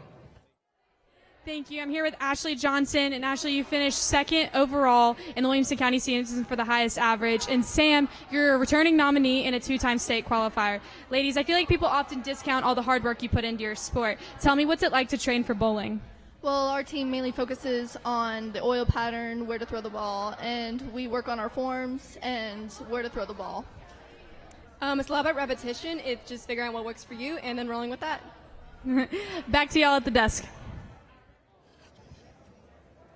Here with Annika Midgley and Houston Folks from Franklin High, who are both bowling finalists. You guys are part of the most dominant bowling team in the district. Half of the bowling nominees tonight are from Franklin. If there's one skill that has helped you the most through this sport, what would it be? I'd say playing football, because from a young age in middle school and my first year of high school, I played football, and kind of that agility and quick learning helps everything from the football field to the bowling alley. I would say keeping cool and keeping a level-headed, because if you get too stressed, it often messes up your throw. That's awesome. Well, good luck tonight, and back to the desk. Coach Joins, you started off the beginning of the show. This thing just doesn't happen on its own, right? And we've had so many wonderful partners throughout the years. Most of them been with us the whole time, right? But without them, none of this happens. And this one's about as important as it gets. We've got Lindsay Sullivan with us, and this thing doesn't run without people like her. That's right, marketing guru, Lindsay Sullivan. So you heard it here first, right? So talk about your role in athletics. You got Bone and Joint, Williamson Medical, Williamson. It's got all those names to it. All the names. Bottom line is the trainers, they take care of us. They do. The doctors, they take care of us. Talk about that relationship. I know what it means to us. Talk about what it means to you guys. Absolutely. Well, I'm Lindsay from Bone and Joint Institute and Williamson Health, and we are fortunate enough to be able to provide the physicians, all the physicians for all the Williamson County high schools, and the athletic trainers and EMS from Williamson Health. So it's through our partnership with Williamson Health, Bone and Joint Institute. We're just thrilled to be out there and with the kids from preseason to postseason and all year round. It's awesome. I love it. I'm an athletic trainer by training. I've been in that seat. Go Ravenwood Raptors. But we just love it, and it's great to be out on the sidelines on Friday night, but also all the hard work that the athletes and athletic trainers and EMS and physicians put on when they're not out on the sidelines is just paramount. And talk about Jay Moore, who oversees that. I love Jay. Listen, he's awesome. He probably sees a text or a call from me. He's like, And voicemail. He's great. He's fabulous. Jay, I've known Jay for years, and he's just total servant's heart, wants to be there to do what's best for the schools, for the athletes, for the physicians. So he's phenomenal, and we're just blessed to have him as part of our team. We appreciate you being here tonight. Absolutely. Thank you so much. Appreciate it. Thank you. And Thank we've you. got our cheer group coming up next. Do we have everybody here? We waiting on somebody? Come on up, ladies. Is she coming up? Come on up. Thank you. You guys come on up, too. Come on up. You're going to introduce yourselves. Tate, the next two categories, cheer and dance, we talk about all the time. We're doing it again. How important. Are we matching? Yeah, we're matching. My green bow tie. Here we go. We got somebody coming up. Come on up. What they mean to the school in terms of school spirit. And one thing I always say, ladies, about cheer, and I think these days are over, but the days of just, they're just standing there on the sideline, real athletes when you're talking cheerleaders. If you guys would, go right down the line, introduce yourselves, tell them what school you're from. Hi, my name's Emmy Harvey, and I went to Franklin High School. Right down the line, let's go. Hi, my name is Addison Meekin, and I went to Brentwood High School. Hi, my name is Luke Ornelas, and I went to Summit High School. Hi, my name is Anna Palmieri, and I went to Ravenwood High School. I want to make sure I say that right. Luca Ornelas. See, hey, listen, I'm not going to call anybody out in the group, but to talk about if anybody wants to admit it, you can, because I know it's one of you.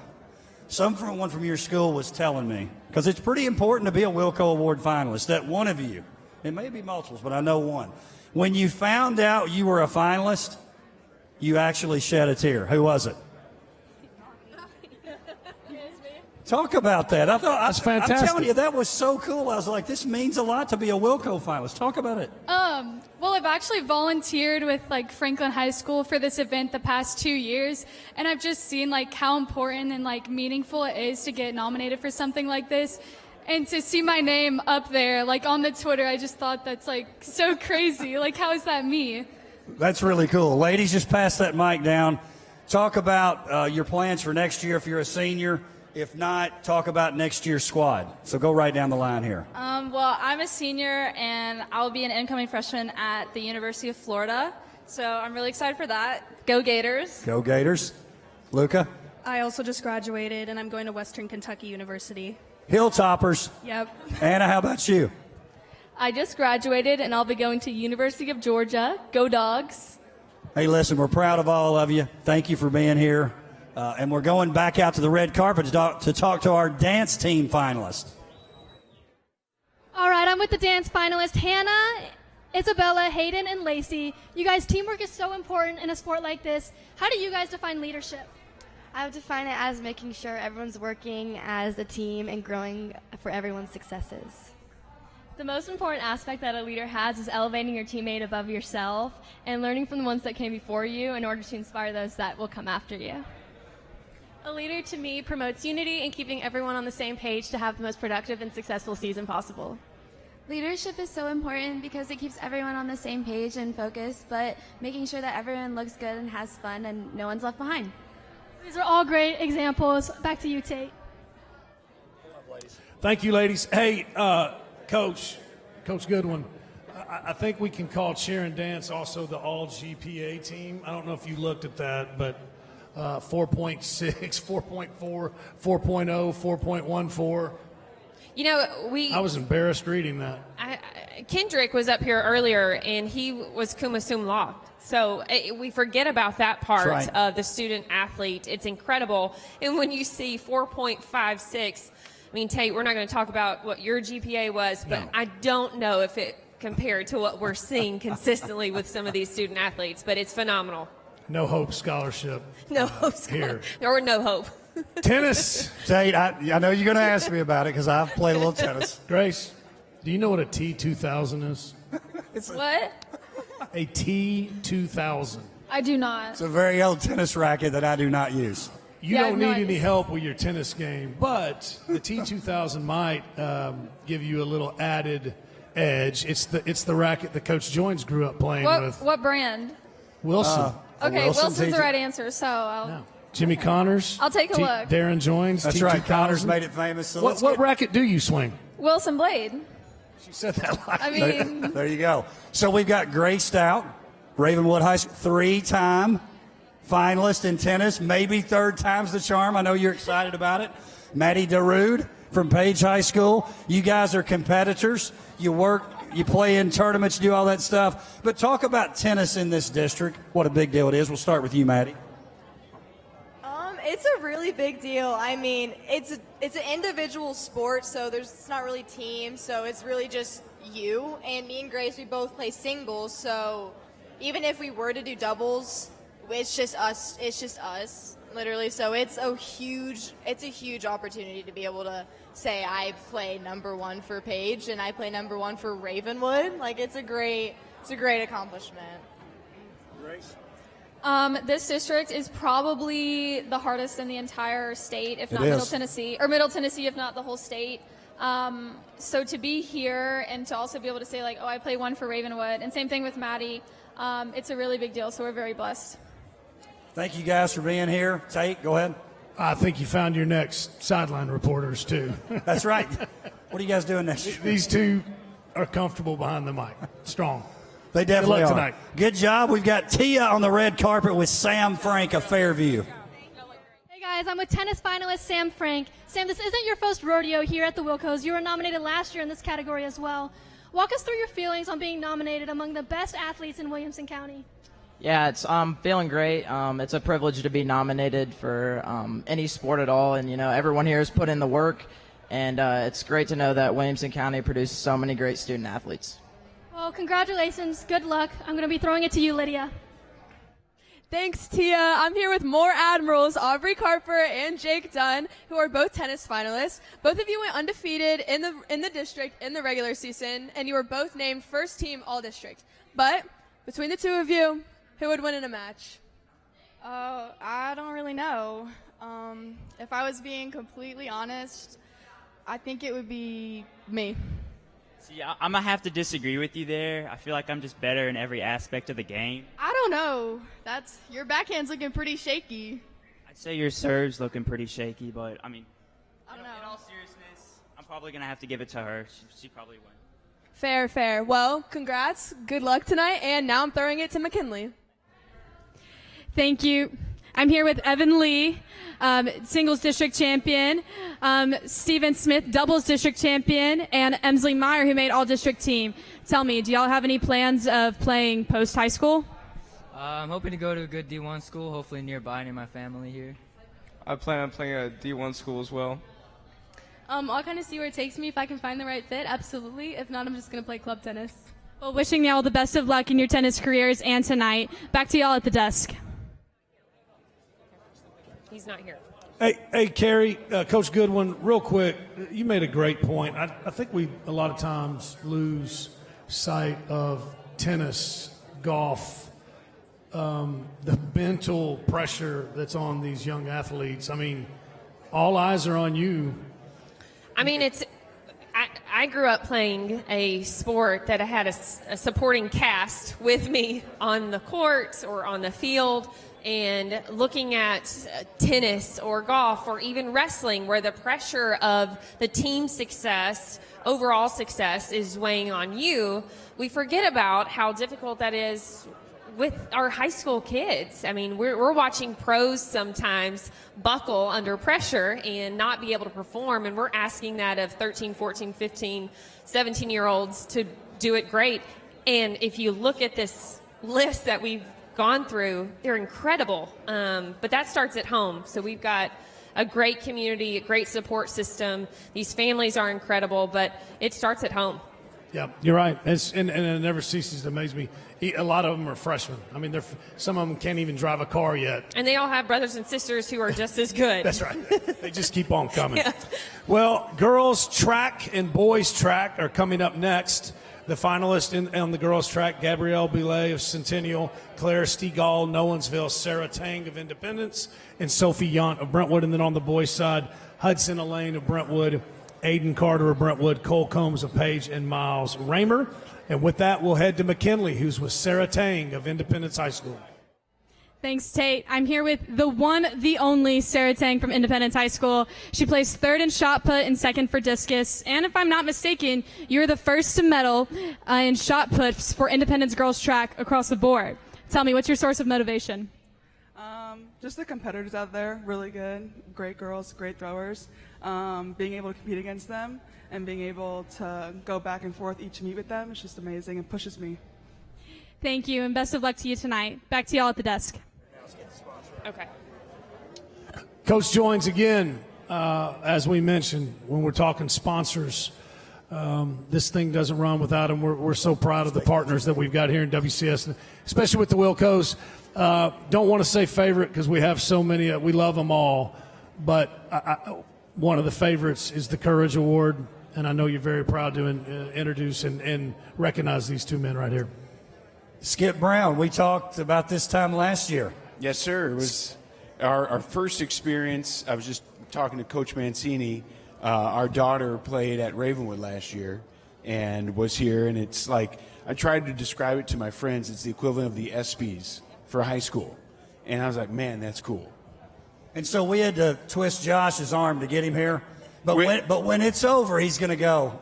What's the date next year? Slow and steady. He's got a young one, so he's going to get to experience this a lot longer. I got a little gray on the side, so I don't have too many more years with high school students, but we're looking forward to it. Talk about your passion for high school sports.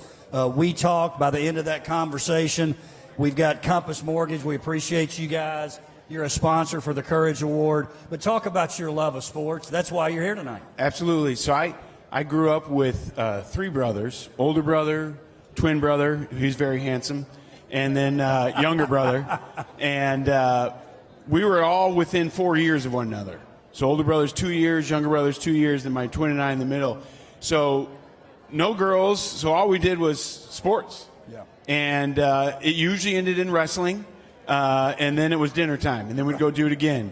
But it was such a integral part of just what we did growing up, and it taught you the ins and outs of winning, losing, you know, what you like, what you don't like, and everything. It's just a microcosm of what life's about.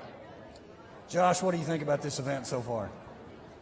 So it's really exciting to see that such effort gets put into to the youth that are here, right? So that's right. Grew up playing sports all through high school, had the privilege to play after high school. My coaches, I just remember having such a big impact on who I was as a young man, and to see that, the community cares enough to really invest in our youth, it just makes me excited to see my kids get to come up out in Fairview. Great. Just a little love to Fairview. Yellow Jackets. Yes, right. Get to see them come up and know that that the community is really giving back to the future leaders. Well, we appreciate you both being here. Thank you so much. Our pleasure. Thank you. Tate, we've got soccer next. Thank you, man. I believe we got a couple of soccer players here ready to come up. Come on up. Davis and Adrian, soccer finalists. Davis Long, Franklin High School. Adrian Bayasima. Did I get that right, Adrian? He's proud of that, Adrian. You got that right.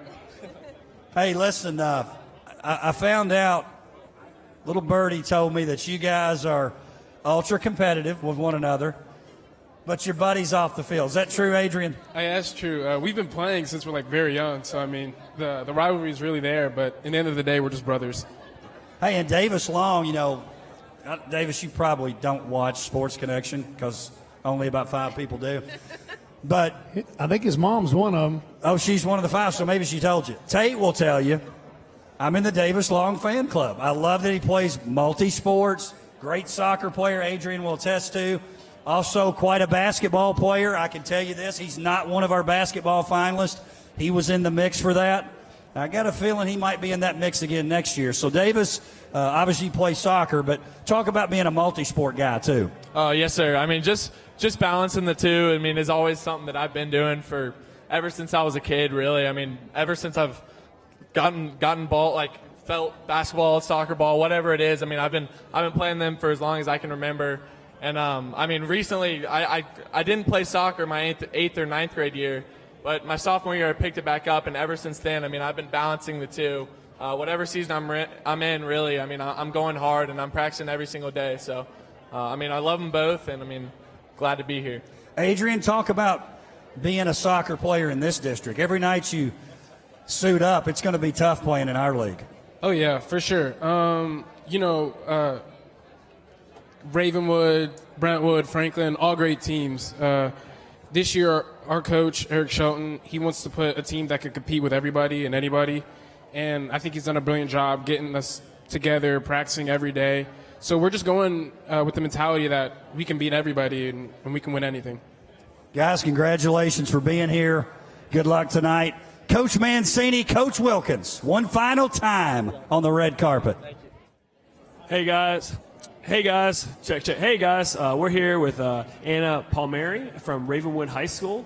Very excited. She's here for a cheer finalist tonight, but also very involved in other sports as well. Let's start with cheer. For those who may not know, what kind of commitment is that? What does it look like year-round? Cheer is a really big commitment. We practice every single day for multiple hours, but it's so worth it in the end. We won the state championship this year, and we placed 3rd at nationals, and I just love it. It's so fun. That's awesome. Speaking of championships, she is also a part of the back-to-back flag football team, coached by none other but Coach Mancini. Talk about that. What was that like as a repeat champion? It was so fun. It was my first year doing flag football this year, and everyone was so welcoming. It's a great sport. It's just starting up here, but it's such a fun thing to be a part of. I loved it so much. Awesome. Congratulations. Thank you so much. Back to you guys. Coach joins. I know we got to catch up, but real quick, I wish the camera could have shown it. Did you see Adrian's shoes? They were so impressive. Adrian's shoes were on point. He might have won the I didn't see them. Dadgummit. They make sure we got to get a close-up of it. All right, we're talking softball, and that means we've got Lauren Johnson of Centennial. Coach Goodwin, she was the district MVP, 561 batting average, 660 on-base percentage, 8 home runs, and most importantly, can I get a Roll Tide? Roll Tide. headed to She is headed Tuscaloosa. to Alabama. Lauren, talk to us a little bit. This obviously was an incredible season for you guys, but the individual success that you had is just phenomenal. When I see that on-base percentage, I'm thinking she's got to be Speedy Gonzalez. She's got to have some wheels on her. Tell us a little bit about kind of the work ethic that goes into this production of stats and then to the next level. Really, as I've grown up, I've always felt like softball was just, you can be any body size. You can be anything you want. So I had to really embrace being small. So that means just critique, just a lot of practice. My goal right now is just to get on base. Like for high school, I love home runs. So it's so much fun. But really, my main goal was getting on base and let my teammates hit me in. Are you more of a slapper, drag, bunt, or you just want to knock it out of the park? I'm a righty, so no slapping on that part. But okay. I know I do look small, but I do have a lot of power. Small and mighty. Yeah. Small and mighty. Lauren, we're so excited about you tonight. You are with some impressive other female individuals, too. You look great, and good luck. We'll see you soon. Thank you. Roll Tide. Roll Tide. Okay. Enough of that. We got it in. Let's head out to Tia, who's with Ella Polk of Page and Ryan Brown of Independence. Hey guys, I'm with softball finalists Ryan and Ella. You guys are no short of achievements and accolades. I want to know what your go-to song is to play to hype up your team before a game. Probably Hey Ya by Outkast. Gasolina. These are great song choices. Back to you, Tate. Baseball, and we've got a couple of good ones. We've got Ryan Yates here of Centennial. You can tell by the tie. Coach Boffman was up here. A lot of cool things, man. You went to the state tournament, got the first win in school history, back-to-back, and I would think it would be pretty cool, man. Coach Boffman's last year as the head baseball coach at Centennial, sending them out. Another great year. You were a big part of it, really caught fire, come the postseason. What was that all about? So basically, we all wanted to do it for Coach Boffman. We all had a team meeting and really looked into it and thought that we had a chance to make it back. And then my team behind me, we had a great team behind me so I could just throw strikes, and that's all I really had to worry about. First win, we talked about that. You're back in Murfreesboro at the state tournament, but of these last 2 years, what one memory that maybe stands out from the most? So our sub-state game, I threw a no-hitter, and that was just a big team accomplishment because, without my team behind me, it would never have been possible. Harrison, same deal. You all make it to the state tournament in baseball. Getting there, we all want to get that gold ball, right? But you all got there, had a great performance, came up a little bit short, but getting the Independence Eagles back there, what sticks out in your mind about that? It was just a really great group of guys. We've been together for a long time, playing on the same team for years, and we all kind of came together before the season started. After kind of a disappointing finish the year before, we were like, that's not how we want to do it our senior year. And so we all came together, got a bunch of the underclassmen who were going to be an important part of the team together, and we're like, we have the opportunity to be really good. And we just came together, played like we were supposed to, and made a run. District Co-Pitcher of the Year. When you're on the mound, you're kind of getting juiced up, zoned in. What song is playing in your head, or are you just like calm, like Wild Thing? What's the go-to? I listen to music a lot before my starts. That gets me locked in. But once I'm on the mound, my brain, it sounds bad, but my brain's just kind of empty. I'm just up there, I'm not listening to anybody. I'm just thinking about what I need to do to get the next out. Well, I understand. That's probably why you were so calm, cool, and collected. Good luck tonight, boys. I love the school colors. Good luck tonight, and congratulations. Thank you so much. Thank you. All right, Coach Goodwin.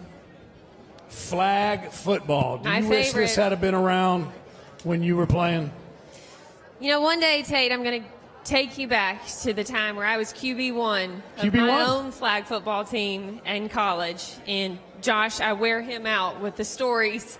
But I was a legend back in the day. I don't doubt it. But no, girls flag football, it's incredible. It's physical.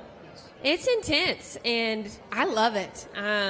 It's awesome to see our, multi-sport athletes shine, and I feel like the majority that we're going to interview today are going to tell us that flag football is their favorite, but, have to settle for maybe a scholarship in another sport, but it's coming. Oh, it's coming, and I can't wait till it becomes a TDOS AA sport. Yep. And I don't doubt that. I know that. And I also was very impressed with your softball knowledge, but I'm old Yep. enough to remember you went to school with some really good softball players. A little bit. You saw that up close and personal. A little bit. All right, so the flag football finalists, Lila Gardner of Franklin, Bella Macasso of Ravenwood, Lillian McElroy of Fairview, and Nicole Rosani of Summit. Coach, who we got coming up? I'm walking up with her. I had to recruit her. He's been waiting on you. So we've got Nicole Rosani. Nicole, a lot of great accolades for Nicole. Basketball player, Summit High School. I know Coach Goodwin's a little partial I know Nicole. to Summit High. Great player there. Flag football finalist, which we're talking about here now. And she's also a member of the second class of Outside the Lines, which means she covers athletics in the district. If you go to an event and she's not playing, maybe she's behind a camera. Nicole, talk about, to me, when I think about you, you got the full high school experience. Talk about that a little bit. Well, I always stayed busy, of course, with OTL, basketball, flag football. But, I mean, it was just amazing meeting all kinds of people, having the experience of course, OTL and the Titans, and just being able to experience, like, all different types of things from flag football with every single sport, like, joining together. I mean, it was awesome. Talk about flag for a second. That's what you're up for here with flag football. Groundbreaking. Second year that we've had it. Only a handful of states involved in it. It's a pilot program with the Titans and TSSAA. You've been a basketball player for a long time, but talk about the joy. The thing I notice about flag football is there's this new joy of playing. It's almost like being a little kid again out there playing. Is that accurate? Yeah, for sure. I mean, there's a bunch of stuff to learn. Of course, a lot of our girls this year coming in were new, and of course, flag football was newer last year. And there's just a huge learning curve and a lot to learn and absorb, like a sponge. You just absorb a lot of information, and it was very fun to just enjoy the ride with my teammates and have that learning experience with them. Say, you know what I love about this? Oh, I'm a big believer in this OTL thing. There's no way a year ago Nicole Rosani would have been interviewing this way. She's killing it up here. She's comfortable behind that microphone. I appreciate it. I'm just telling you, it's awesome. Great job, Nicole. We're so proud of you. We're going to talk to some media students. McKinley. Joins. I'm out here with some media students on the red carpet. I have Mickey Stoll of Summit High School and Lincoln Campbell of Page. Tell me, what's your favorite part of working in sports media? I think one of my favorite things is using my creativity to help advance what students see out of our own athletes, and then just seeing how we all grow throughout the season. It's really cool. Yeah, no, I gotta definitely say students, especially the student section. You know, they're always having fun, have a lot of energy. So I just gotta say the students. I hope y'all keep up your work. Back to the desk, or back to Lydia. Hi, I'm here with Anna Ray Jones, one of my favorite people ever from Franklin High, who is a media student finalist. Anna Ray, you won last year. You're back again. After this year, you have awards under your belt, and you continue to impress me and everyone else with all of your work. But what is the most rewarding part of what you do? I think the most rewarding part is getting to work with different sports teams and then building relationships with different athletes on different sports teams. I think it's really awesome. That's awesome. You're awesome. Congrats, and good luck tonight, and back to the desk. Walking in. Hey, we're wrapping up here, Tate. We need to thank everybody, obviously, the folks at Walker Chevrolet. Doesn't happen without them. The crew at MTSU, Brady Made Events. We talked about Compass Mortgage. They're part of this street tuxedo. Carrie Goodwin back for another year. Carrie, we're so glad you were here. Any final words from you, Carrie?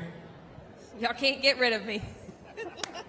We don't want to get rid of you. Don't want to. We don't. Hey, final guy up here, and this is always one of my favorite parts. We got Miles Catawalla, and I guarantee you I said that right. Yes, sir. Yes, sir. You said it right. So we got Miles up here, Centennial High School. We're going to do some recognition of some different folks here tonight, but Miles is kind of like, what am I doing here? Well, you're going to find out, Miles. You're going to find out. But talk about this. I love this about you. I found this out. Really worked hard to be a factor on that basketball team. Yes, sir. Your coach, Coach Moore, loves you.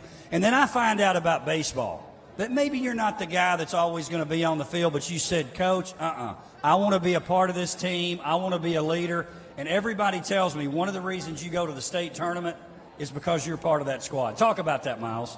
Those are just my guys. I love them. I love to be out there with them. It's a great experience, and it's really a way to keep me off the couch. So if I'm out there and I can play a good role for the team, which I think is being supportive being able to help players understand things, just be able to coach up people on a peer level, I think is really important.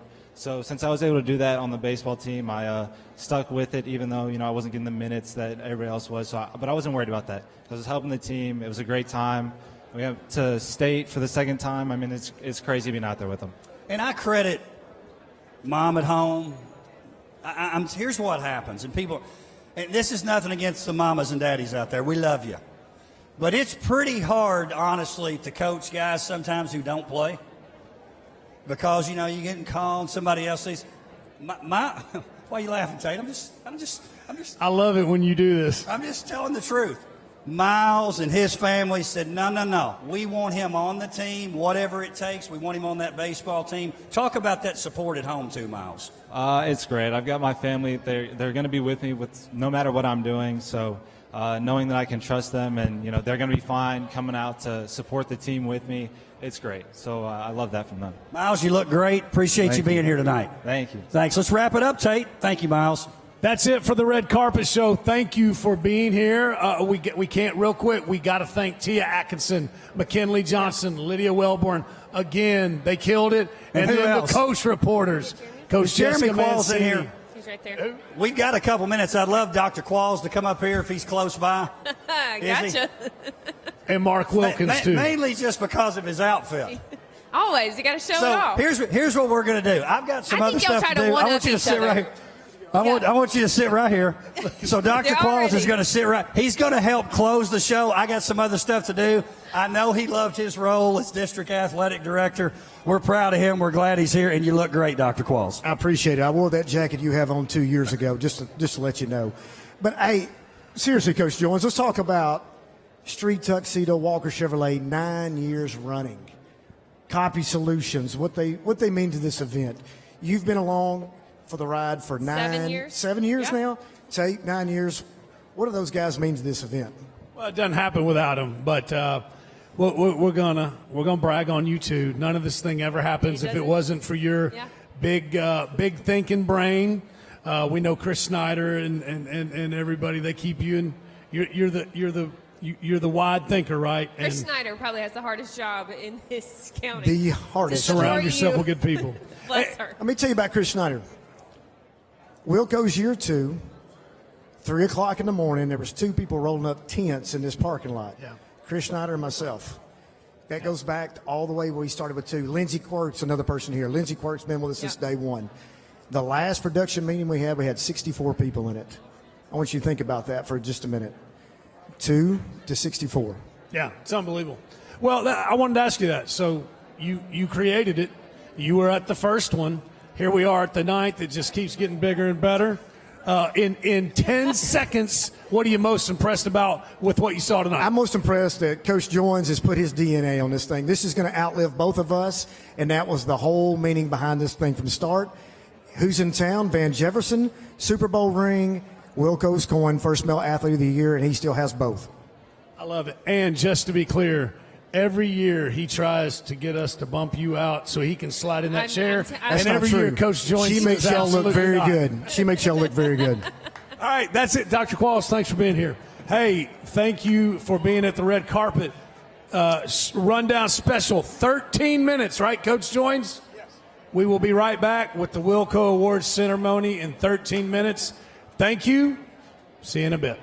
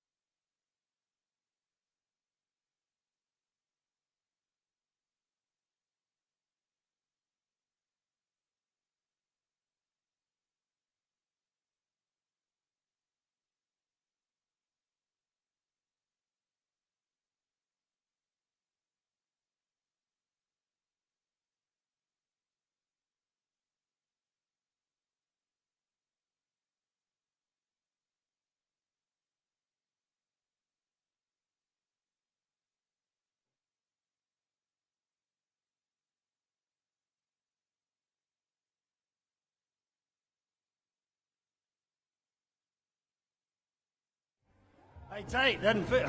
Hey. A little louder than we thought.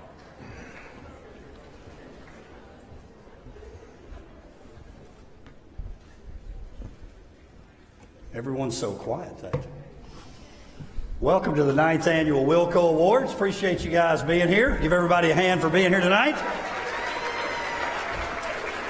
I'm Darren Joines, Williamson County Schools District Athletic Director. I'm honored to be here tonight to celebrate the athletes, the teams, the coaches. We're going to talk about sponsors, all kinds of great awards. Tate Matthews, it's hard to believe, another athletic year in the books, and the 9th WILLCO Awards. Hard to believe. It's a bittersweet time of the year, right? Because it means the athletic year is over, but it's a great time to celebrate all these young people, which is why most of the people in this room are in it, and to celebrate young people and to watch young people grow up and go on. And sometimes in the media nowadays we see about complaints about this generation. I love every year when we come out and we do this event right here. I'm pretty excited about this next group as they go into college and become adults, because it's an impressive room. Tate, let's talk about sponsors. Title sponsor, Brock Daly, Walker Chevrolet. None of this happens without them. Normally we have folks being driven down the red carpet. The weather did not quite cooperate, but they were still there with us. We appreciate that. Mark Street, John Street, Street Tuxedo. All the guys look great in their tuxedos tonight. Creed, Henderson, WCTV, that crew helped us with the live stream broadcast. Lance, Heather, Brian, Mike Forbes, and the crew at MTSU. They are volunteering their time to be here tonight. Now, I would tell you this. We had to do it this day. We couldn't do it last week because they were at Bonnaroo doing the event. So I told them, spray off that bus. Let's don't have any kind of shenanigans going on around the bus. It's not them. It's, around the bus. So they're doing a good job. DP and the folks here at the factory. Tate, I think this is the place to have an award celebration like this. What do you think, Tate? No doubt about it. And then the renovations and the additions they've done, more to come. This is the spot. This is the venue. Been here 7 years now. See no reason to ever leave. And DP is the reason, but Tina makes it go. That's true. I have to mention this too. Adidas, Matthews Team Sports. What Tate Matthews does for our district, hey, look, part of it's business. He's our Adidas rep. But I can tell you this, he spends time away from vacation, time away from his family, does all kinds of events with us. He's actually fighting a little bit. It's just a cold. We tested him. He's fine. But Tate, we really appreciate you. I know you love doing this stuff, but what you do for us, for athletics in Middle Tennessee, I personally think, I'm a little biased, I think he has the best high school radio show on, and that's on Saturday mornings. So Tate, we appreciate you. Thank you. Thank you. Humbled to be a part, brother. Give Tate a hand. Yep, they know. Tate, talk about what we're going to get tonight before we get going. Well, just a reminder, but all the finalists will receive a WCS Sports Conference Challenge coin presented by Walker Chevrolet for being nominated and honored as a top student athlete or coach in the WCS Sports Conference, with each category winner receiving the coveted glass trophy. And thank you to Copy Solutions for the awards. They've done every award that's ever been given out at all 9 of these. Bob and John Woodbury, appreciate you guys. When you come up tonight, this was something that was feedback a couple of years ago. We got rid of the awkward silence when a winner came up. You're going to come up through the steps in the middle. Christian Taylor, who you guys probably know, does a lot of great work for us. He's going to be crawling up the steps right after you so he can get you all centered up, but you're going to stand here with your award. We're going to have the award presented to you. I do want to mention these young ladies, because if I don't mention them now, maybe I'll forget them. Macklin Friend, Franklin High School. Kylie Adamanuk, I guarantee you I got that right. Molly Black from Franklin High School, part of the cheerleading squad. They're going to be giving out the awards tonight. That's what I love about this event, Tate. All the people that are involved. We got a lot of students helping. Summit High School cheerleading, Franklin High School cheerleading, OTL, lots of people that we'll talk about later. Now, Tate, before we get too far, I love bragging on our people. Not supposed to be braggadocious, but in my position, why not? Let's talk about some of the awards. WCS Sports Conference. Some districts go years, and maybe they don't ever get to this level. In 1 year, we had 5 team state championships, 6 runners-up, 15 individual state championships, 22 runners-up. For those that are the English folks, you'll appreciate that I said runners-up instead of runner-ups. I had to look that up 2 times to make sure that was right. Tate, talk about the team and individual accomplishments. Well, you're right. A lot of places get 1, and it might be every 20 years. We get 5, and we're just talking about the fall. But Brentwood had, for the school year, 3. Brentwood had 3. Girls cross country. Brentwood, do y'all ever get tired of winning team state championships? By the way, girls cross country, that's back to back to back. Hey, we found this out from Coach Patinas earlier. This is really unbelievable. When you're talking about a meet, which is different than an individual game, they have not finished first 1 time in 3 years. 1 time. It's unbelievable. Brentwood cross country, you just keep on doing it. Congratulations. So then we get to the spring, boys soccer, back to back, undefeated. Are we still talking about Brentwood? Yeah, we're still on Brentwood. Okay. And the boys track and field win the team championship as well against an unbelievable Memphis Overton team. And then Paige said, hey, not so fast. Girls soccer, state champion, back to back. And then boys track. So first time in school history they've won that. Congratulations to them. Tate, can I say this? I want to say this real quick. I looked this up the other day. I think people would be surprised at this, but don't be surprised. In the last 2 years, if you're talking about team state titles in WCS, Brentwood High has 8 team state titles. Nolensville High has 1, but Page High School has 4 in 2 years. Hey, Tate, Page is coming. Page is here. Oh, they're here. Excuse me. They're here. Good job, Page High School. We're not done with those 2. Runner-ups, team runner-ups. Brentwood had 1, girls track and field. Page had 2, boys golf and football. And then Ravenwood had a runner-up in girls golf. Independence, boys basketball runner-up. And then Summit in boys wrestling. 5 schools had a team championship or a runner-up. Now, you want to talk about well-rounded. I know you're proud of us. 5 out of 9? 5 out of 9. 5. Championship or runner-up. It's unbelievable. Unbelievable. Go ahead, Tate. 8 out of 9 schools had an individual or a team champion. Wow. Congratulations. Pretty strong. I think that's pretty strong. I'm going to clap for that if y'all don't help me. Tate, it's time to recognize these athletes, coaches, and teams. We're going to hit your highlights as we go through here. The video packages that you're about to see were produced by Christian Taylor, who's here making those pictures tonight. Give Christian a hand if you don't mind. One of the hardest working men in photography. We've got some of our media members here. I guarantee if you see a little streak going by, it's probably Christian or Charles Pulliam. I'm going to tell a little story about Charles, if you don't mind. Charlie.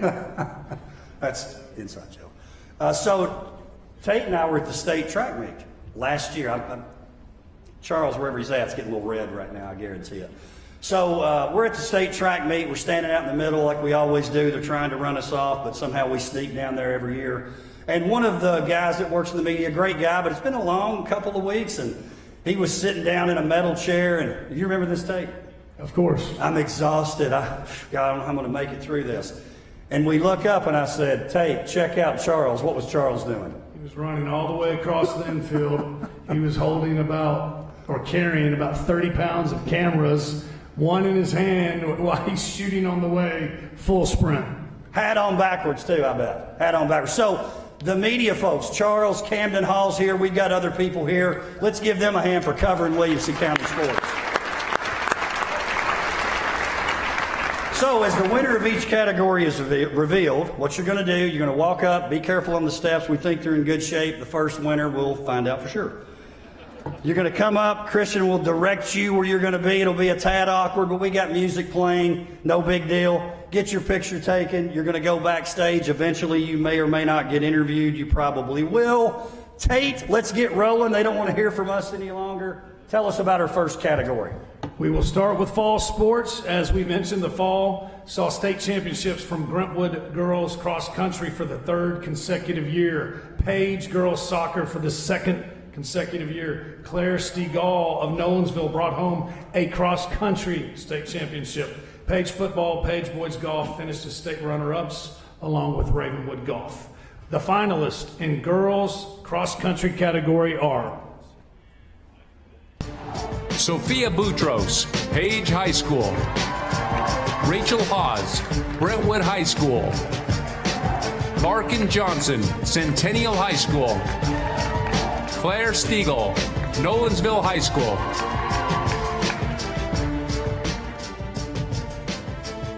And the Wilco goes to Claire Stiegel, Nolensville High School.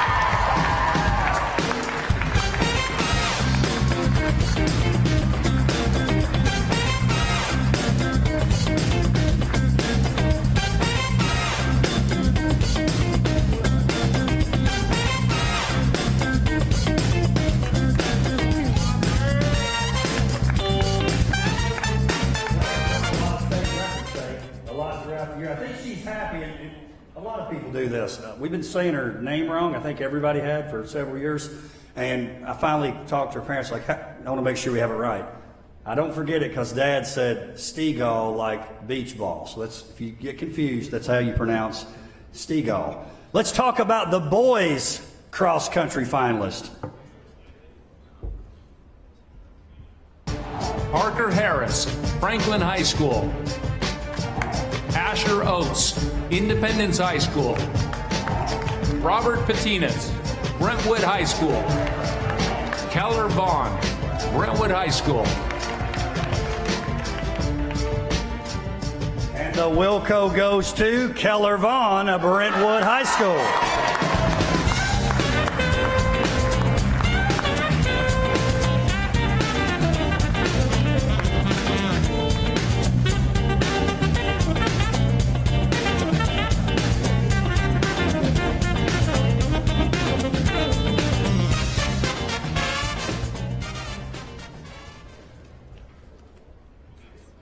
The finalists in defensive football category are Adam Fontesha, Brentwood High School. Eric Hazard, Page High School. Dominic Reed, Centennial High School. Taylor Wine, Nolensville High School.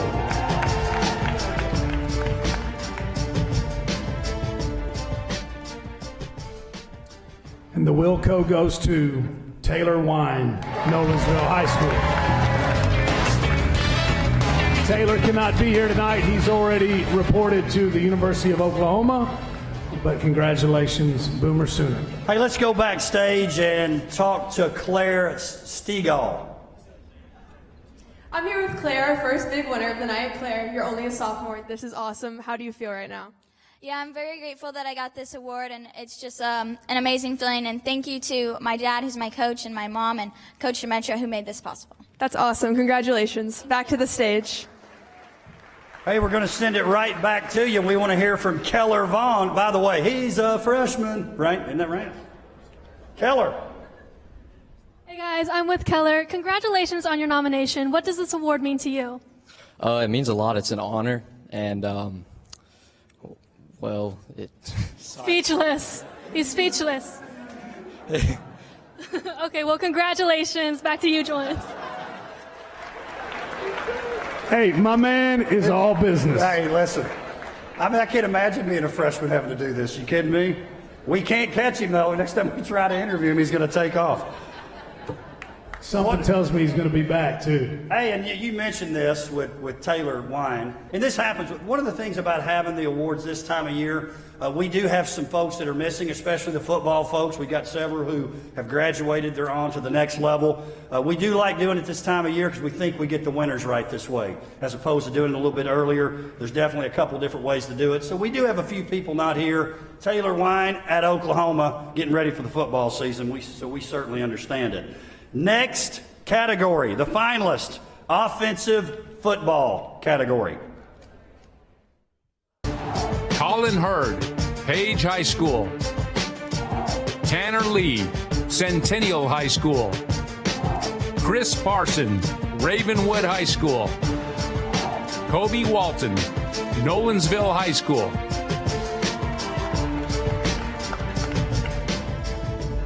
And the Wilco goes to Colin Hurd Page High School.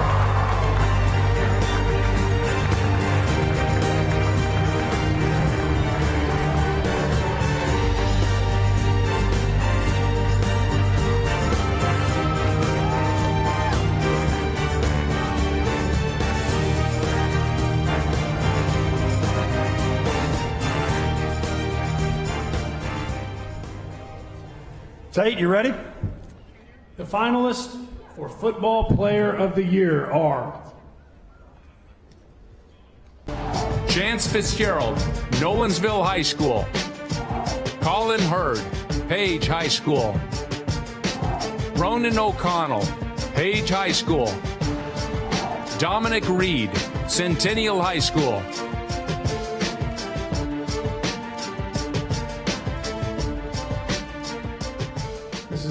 Hadn't happened very much. Colin Hurd, come up here.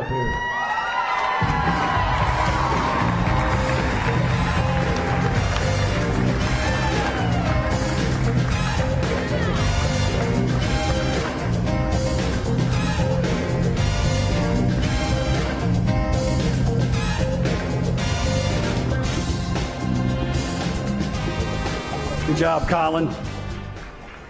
Yeah, he's a great young man. You can probably just tell by, he's a football player, I'm telling you, he really is. Here's what's neat about Colin. We've had some great football players. Now, Jeremy Qualls, if he's here, don't shout it out if I mess this up. But I think this is right. He is the first ever in WCS. Last year, he was nominated for Defensive Player of the Year. This year, he's nominated for Offensive Player of the Year and Player of the Year, and he wins them both. Colin Hurd's a football player. Let's give a hand to Colin. Hey, I do want to take some time, Tate, to thank our athletic directors and principals. I want to go through each school, certainly appreciate them. They understand the importance of athletics. A lot of these folks are here tonight. Brentwood High School, Bill Moore, Kevin Cadell, so I'm going AD and then principal. Centennial High School, Jeremy Moore, Kevin Dyson. Fairview, Ricky Jones, Chris Butler. Franklin J. Johnson, Shane Pantal. Independence, Mary Beth White, Nikki Patton. Nolensville, Zach Hudson, Amy Maffei. Page, Benji Gray, Katie Hill. Ravenwood, Andy Elrod, Pam Vaden. Summit, Chad Kirby, Sarah Lamb. I also want to mention we have assistant athletic directors now. I want to thank our superintendent, Mr. Jason Golden, for supporting that initiative, our Board of Education members, and then the folks I directly report to, Dr. Lee Webb, Miss Willie Dickerson. They love athletics. They support athletics. Adding that assistant athletic director position was a big part of that. So I want to thank them. Tate, you know leadership is important. Yeah, you don't win the amount of championships that you win here without them. And when you talk about the athletic directors, we talk about it every year, but you've got the seen versus the unseen. The athletic directors are the unseen. You'll never know how many hours they're putting in to make these teams and these coaches and these athletes successful, and I think we've got a great group here. It also doesn't happen without a district athletic director, and you're a big part of it as well. Well, with that being said, let's hear from Colin Hurd. Colin. Congrats, Colin, on winning this award. What has this sport taught you about life? It teaches me a lot. Like football, it's a blue collar sport, so you gotta work for what you get, and I've learned a lot from it. So, congrats on both of your awards. Back to y'all at the stage. Hey, he's soft-spoken. Don't let it fool you. That dude's tough now. He really is. Next category, girls golf. The finalists are Brooke Bennett, Page High School. Brooke Brummett, Brentwood High School. Sophia DiPaolo, Franklin High School. Hannah Ruth Walton, Ravenwood High School.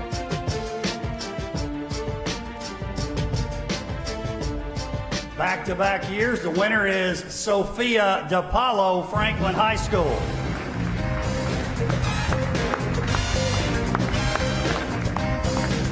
Sophia couldn't be here tonight. She's playing in a tournament. I do want to mention she will continue her playing career at MTSU. Tate, let's hear about boys golf. The finalists in the boys golf category are Grant Clark, Page High School. Michael Hake, Ravenwood High School. Will Pinson, Franklin High School. Jacob Purifoy, Brentwood High School. And the Wilco goes to Michael Hake, Ravenwood High School.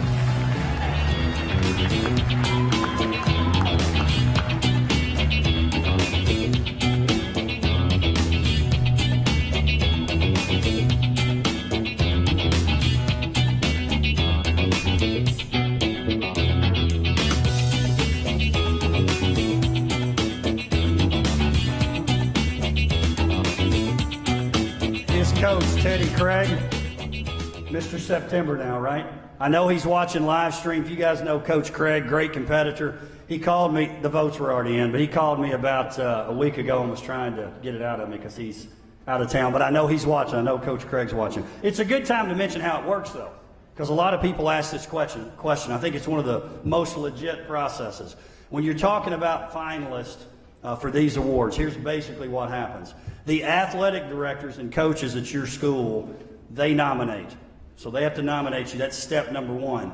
Once that happens, we compile the list. We send it out to a panel. Lots of media members are a part of that. I will not reveal names. I want your emails to come to me, not them, talking about why somebody didn't win. But they do a great job of voting. Tate, you know about the process. It's a real good one. It is. It is. Very good. Fair. Very fair. Next category, we're going to talk soccer, girls soccer.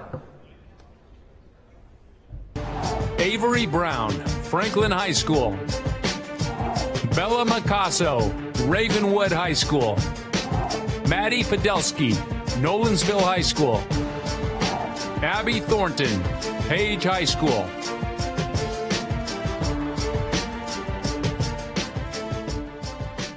The Wilco goes to Maddie Podelsky, Nolensville High School.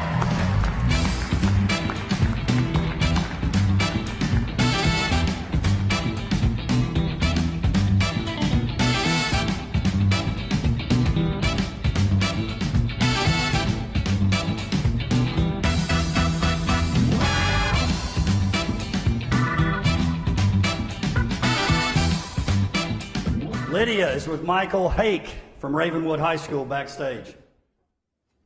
Michael, I know golf must come with lots of highs and lows, but congratulations, this is a huge high. What have the lows taught you? Thank you, and yeah, golf is such an up and down game, and the lows really just, obviously you don't feel good, but you just got to trust the process, and it's a great game. That's awesome. Back to the stage.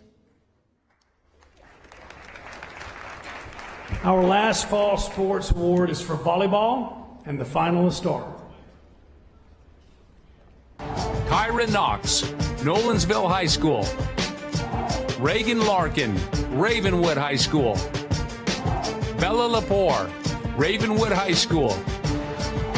Dylan Sulzer, Brentwood High School.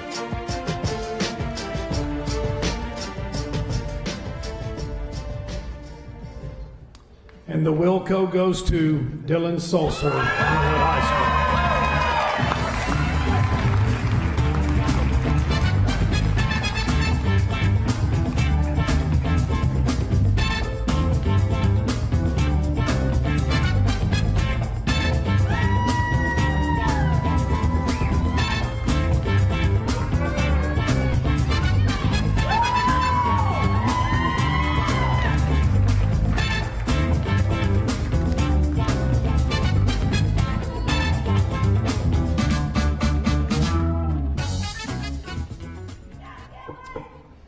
Yes, go Dylan. Tia is backstage with Maddie Podelsky. Hey guys, I'm with Maddie. Maddie, you have achieved a lot, that is no doubt. How does it feel to be adding this Wilco to your collection? It's such an honor. I mean, all the hours and just everything I've gone to get through here. Like, I'm just really grateful for everyone who's helped me along the way. So, thank you. Well, a big congratulations. Back to the stage. Tate, we talked about this before. Maddie had a goal this year representing the USA against France. That's pretty cool. Yeah. Not many people can say that. There were a lot of great finalists in soccer, but if we have a runner-up in the WILLCO that plays for the USA. That'll be something. It's coming, though. I'm sure that kind of thing will come. Let's talk about winter sports. The winners saw Independence boys basketball making it all the way to the state championship game. Summit boys wrestling, runner-up in the traditional state tournament and semifinals in the main draw of the bracket for the state duels. Summit wrestling, congratulations. Fairview wrestling, the more things change, the more they stay the same. Top 4 in the duels. You know I love Fairview wrestling. I love all the sports. Fairview wrestling, I was on the boat quick. Individual state wrestling championships. Landon DeSalle from Summit High School, Jarvis Little of Summit, and Riley Lentz of Independence. Give them a hand for state championships. We also had 6 state wrestling individual runners-up. Wrestling is what we've graded all the sports, but I think about certain sports where we just keep climbing. Wrestling is one of those sports. It's a matter of time. We talked about this earlier. Summit High School is going to win that state title. You can just feel it coming. Landon DeSalle told me next year. So Landon, you got to hold up to that promise now. Tate wrestling is unbelievable. Oh yeah, we keep getting better and better, and the growth of our women's wrestling. Yes, we are the county when it comes to women's wrestling. Independence was really the first, and Coach Grindstaff. But to watch all those programs grow, we're taking that one over as well. You want to start with the girls basketball category? Let's do it. Winner? The finalists in the girls basketball category are Braylee Bushman, Page High School. Quinn Johnston, Summit High School. Ella Ryan, Brentwood High School. Leilani Washington, Nolensville High School.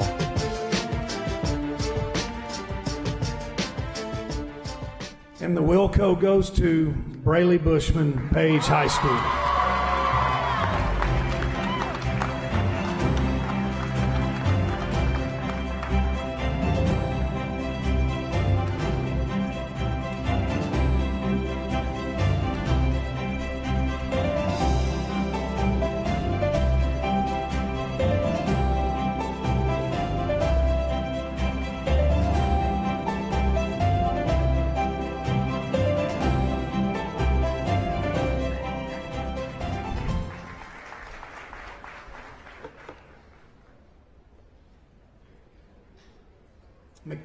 McKinley's backstage with Dylan Salser. Congrats, Dylan, on winning this award. You had your name written in the state record books for being an all-time assist leader. What has humility played in your volleyball career? Yeah, I love this question. I think in any sport, like playing for something bigger than yourself is so important. And the best leaders put those, their teammates before themselves. I just love cheering on and pushing the younger kids, the underclassmen, to be the best they can, and having an impact on them is really important. So, yeah. Congrats again on winning this award. Back to the stage. Always impressed with the interview. She said, I love this question. That's great. Good job, Dylan. Boys basketball, who are our finalists? Daniel Cochran, Brentwood High School. Nathan Dillingham, Fairview High School. Tylen Lewis, Independence High School. Jet Montgomery, Independence High School. And the WILLCO goes to Jet Montgomery, Independence High School.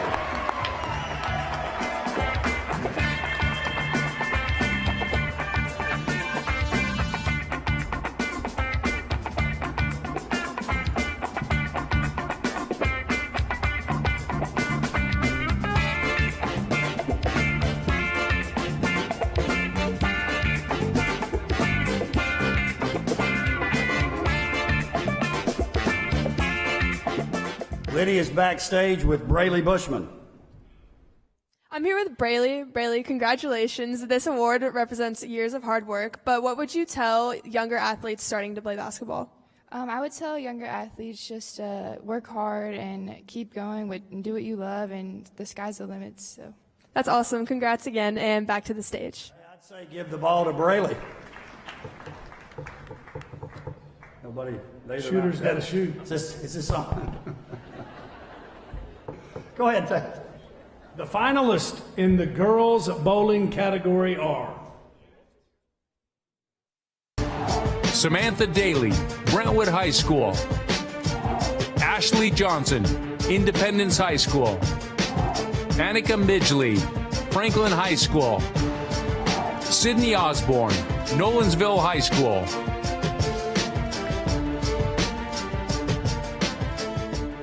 and the Wilco goes to Annika Midgley, Franklin High School.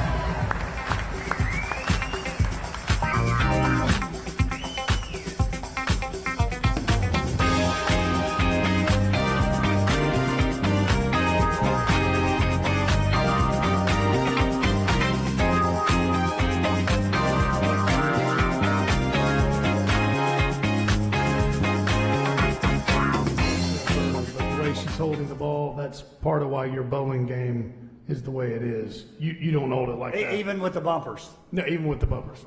Tia's backstage with Jet Montgomery. Hey guys, I'm with Jet. Jet, this was a super competitive category in a super talented district. Explain the impact this award has on your high school career. It means a lot, but I just want to give all the glory to God and a shout out to my family and my team. All right, well, congratulations. Back to the stage.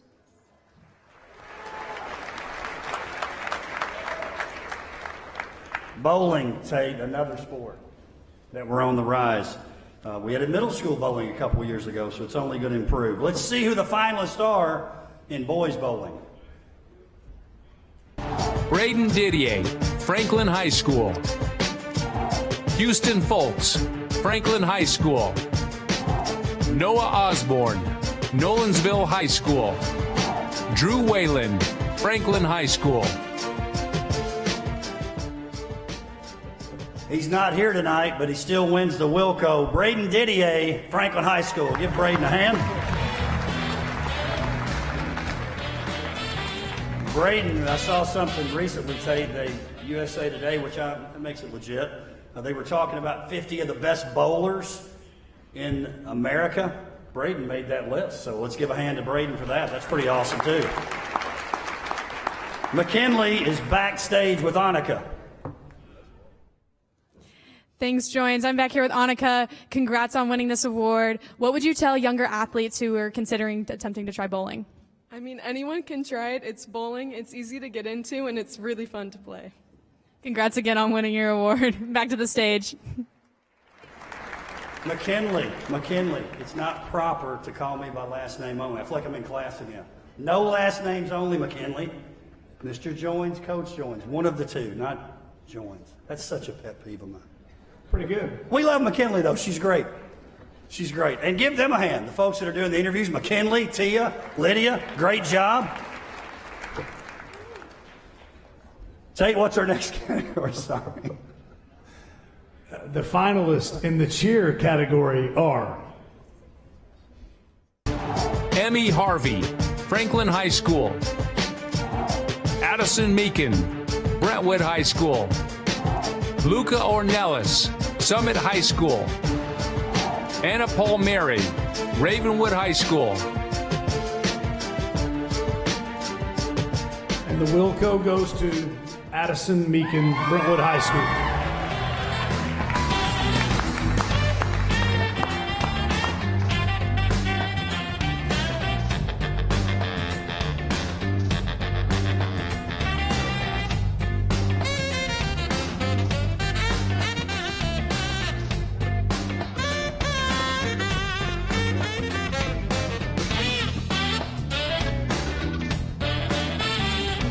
Good job, Addison. Finalist in the dance category. Isabella Allen, Independence High School. Hannah Davis, Summit High School. Hayden Sloan, Centennial High School. Lacey Whitley, Brentwood High School.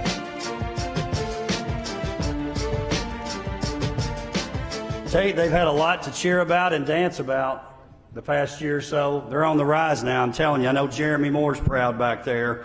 Hayden Sloan, Centennial High School.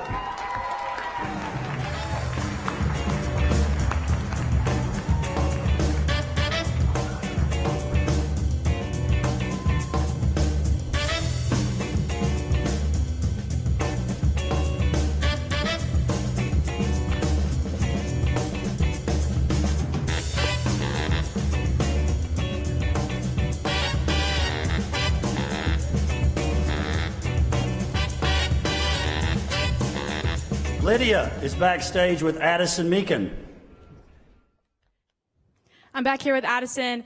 Addison, congrats on winning this award. Obviously, you didn't get here all by yourself. Where do you attribute most of your success? Thank you. I think just being surrounded by like-minded individuals like my teammates and how we just support each other and we want to see each other succeed is what helped me be the best I can be. Congrats again on winning this award. Back to the stage. So Tate, we've got Tia and McKinley backstage now. Just Tia and McKinley. They're taking care of the interview. So appreciate Tia and McKinley. What's up next, Tate? The finalists in girls wrestling category are Riley Bennett, Summit High School. Sydney Huser, Franklin High School. Riley Lent, Independence High School. Brooklyn Long, Independence High School.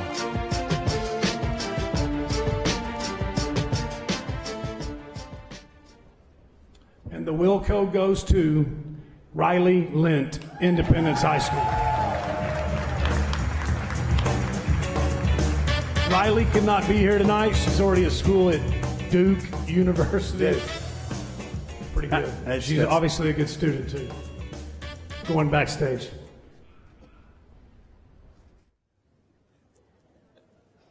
Oh, okay. Hey, I'm with Hayden. Dan.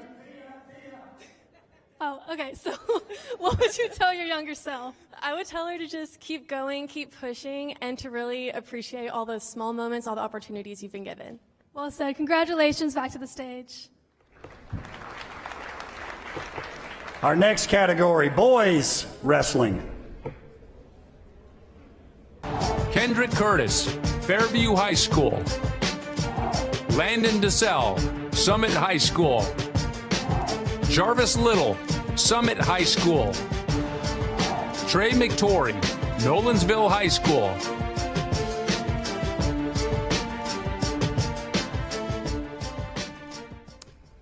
It's me, Tate. The WILLCO goes to Landon DeSalle, Summit High School. Give Landon a hand.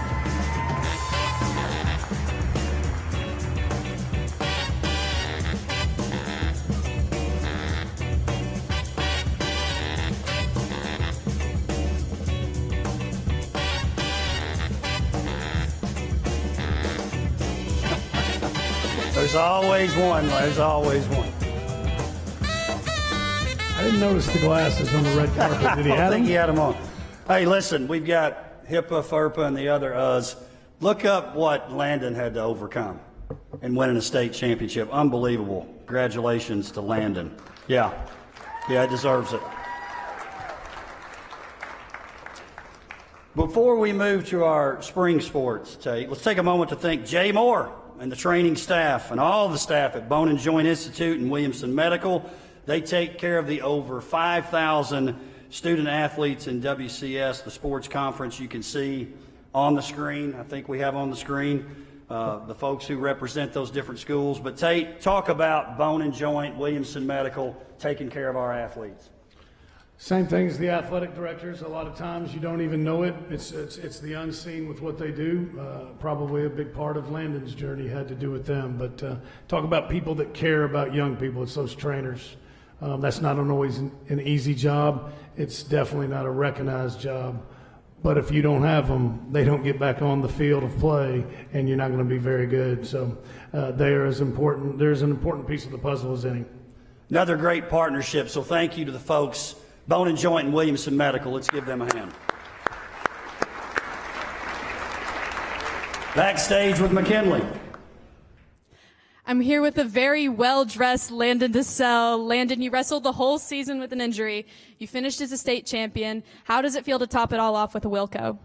It feels great. I just can't thank my parents enough and my practice partners enough for how much they push me in the practice room and everything. Congrats again. Back to the stage. Tate, that's a dude right there now. He's something else. If you hadn't have an opportunity to check out wrestling, go check it out. Summit would be a good place to start to watch some wrestling. Tate, tell us about the spring sports. Pretty good spring again. Team champions 3. We mentioned some of them, but Brentwood boys track, team champion. Page boys track, team champion. There we go. Brentwood soccer, back-to-back state champions, national poll. They don't do a champion, they just do a poll. National, that's all 50 states, number one. Number one. Team runner-up, Brentwood girls track. Nolensville softball made their first state tournament and finished third in the 4A division. Centennial baseball made it back to the state championship back-to-back. They got the school's first. It's not like graduation. We don't have to wait to the end. Each one's fine. Let's go. We can talk about school history. Independence baseball advanced to the state tournament. That's 2 in the top classification. Brentwood boys and Ravenwood girls made the semifinals in tennis. Ravenwood won back-to-back. There's only been 2 flag football championships. Flag football. What a great addition for flag football. Great. I love it. I don't know if any of you have, if you don't have a track athlete, if you've ever been to the state track meet, it's almost embarrassing somewhat how well Williamson County does and dominates in the state track meet. Individual champions, 11 individual champions in the spring, all of them were in track. Wow. Unbelievable. Add up how many events there are and then do the math on that. Runner-up, 15 total runner-ups in the spring, individual, all of them in track. So we have 9 schools, and we have 11 champions, 15 runner-up, total of 26. That's about 3 a school. Not bad. Not bad. You go to some schools and look, yeah, it's unbelievable. Track's great. Let's start in the spring with our baseball finalist. Harrison Cowdery, Independence High School. Ethan McIlvain, Nolensville High School. Connor Paul, Ravenwood High School. Ryan Yates, Centennial High School. He couldn't be here, but we're going to forgive him because he's at a baseball combine, which is, you know, like next level stuff. Ethan McIlvain, Nolensville High School. And I don't think Vandy's going to, or wherever he's going, they're not going to see him. It was a good try. Yeah, good try. He's going straight to the league, maybe. We'll see. Tell you what we have next. Boys soccer category. The finalists are Cooper Bailey, Brentwood High School. Adrian Biasima, Nolensville High School. Thomas Fields, Brentwood High School. Davis Long, Franklin High School. And the Wilco goes to Cooper Bailey, Brentwood High School.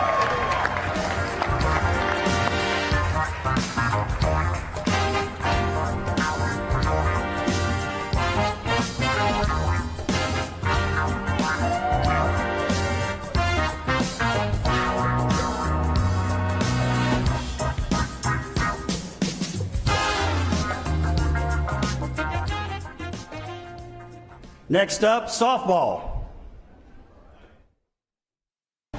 Ryan Brown, Independence High School. Lauren Johnson, Centennial High School. Ella Polk, Page High School. Rylan Smith, Nolensville High School.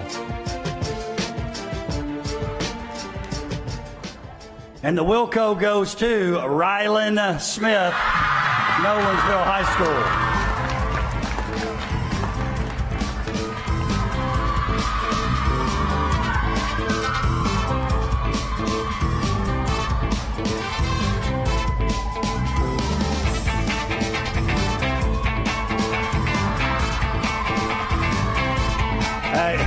In case you didn't know, Nolensville softball's in the house. Good job, Nolo. I love it. Rylan Smith, by the way, Tate, over 1,000 strikeouts, pitching, not getting struck out, for her career. And people forget, she had 1 year, we had this thing called COVID that happened, and she didn't really get to pitch many games. So basically, in 3 years, over 1,000 strikeouts. Give it up for Rylan. Let's go backstage and hear from Cooper Bailey. Hey guys, I'm with Cooper. Cooper, congratulations. Obviously you didn't get here alone though. Who do you attribute the majority of your success to? To my parents, driving me all over the Southeast every weekend for almost 10 years. It's amazing. I love them so much. Well, congratulations. Back to the stage. Hey, I know his dad. He's not a very good dude. Way to make it up, Cooper. No, he's good. He's good. He's good. I know him. It's fine. They are Brentwood. Like, right. They're Bruins. The finalists in the girls' tennis category are Aubrey Carper, Franklin High School. Maddie DeRude, Page High School. Emsley Meyer, Brentwood High School. Grace Stout, Ravenwood High School.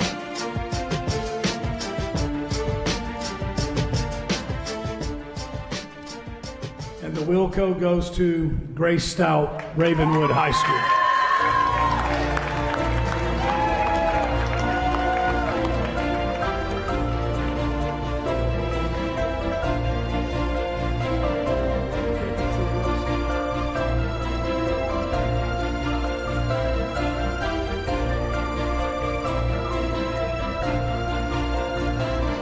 Grace also wins Best Pose for her picture.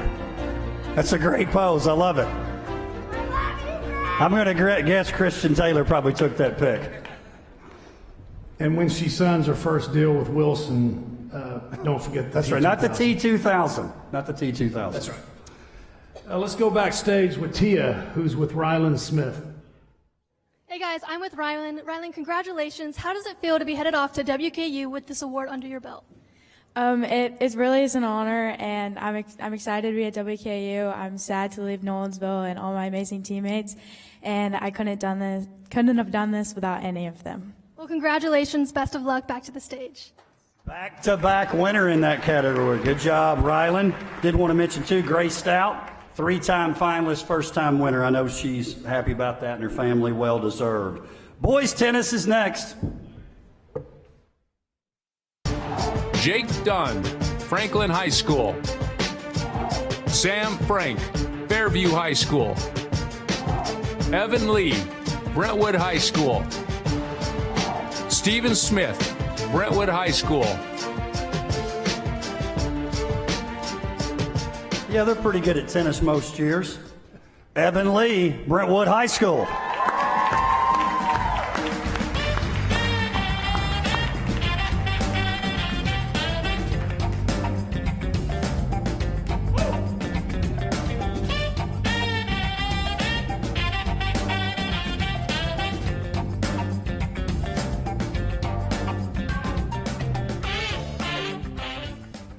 Backstage, let's hear from Grace Stout. Congrats, Grace, on winning this award again. How does it feel to win the Wilco after you've put in so many hours into your sport? It feels great, but all glory to God. He's the one who gives me, the talent, the will to do all this. So all glory to him and my parents too, and brother and all my coaches. This isn't just an award for me, it's for all of them. So thank you. Congrats again. Back to the stage. The finalists in girls track category are Gabrielle Boulay, Centennial High School. Claire Stiegel, Nolensville High School. Sarah Tang, Independence High School. Sophie Yont, Brentwood High School.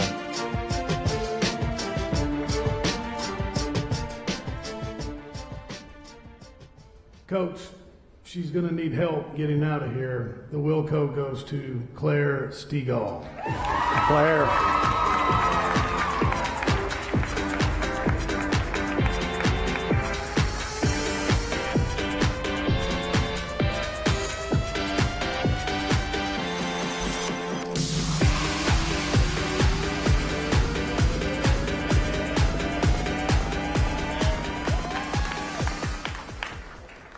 Let's go backstage with Evan Lee. Hey guys, I'm with Evan. Evan, congratulations. What has this sport taught you about life?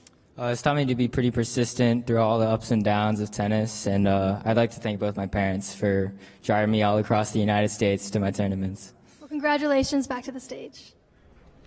Good job back there. Our next category, boys track. Hudson Elaine, Brentwood High School. Aiden Carter, Brentwood High School. Cole Combs, Page High School. Miles Raymer, Ravenwood High School.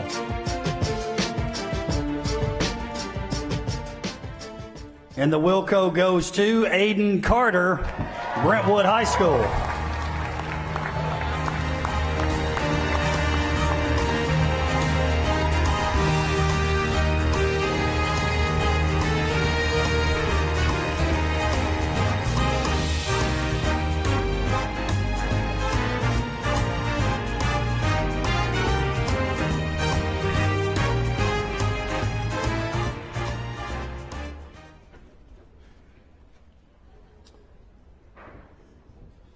We'll go backstage with McKinley and Claire Stegall. Congrats, Claire, on winning your second Wilco of the night. How does it feel to be back here again after just such an amazing season? Yeah, I'm very honored again and grateful, and I would attribute all my successes to God because He's the one who gave me the ability to run, and again, a huge thank you to my coaches, parents, my sister, and all my other teammates. Congrats again. Back to the stage. You were talking about he's a freshman, she's a sophomore. She's done okay in 2 years. Think she'll be back? I think she'll be back. I know you're fired up about this one. You're fired up about all of them. The finalists in the flag football category are Lila Gardner, Franklin High School. Bella Micasso, Ravenwood High School. Lillianne McElroy, Fairview High School. Nicole Rosani, Summit High School.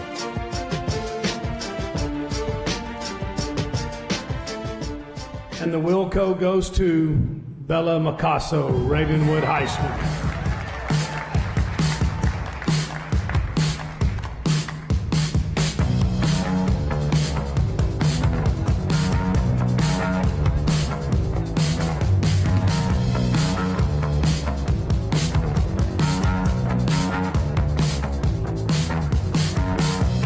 Pick six.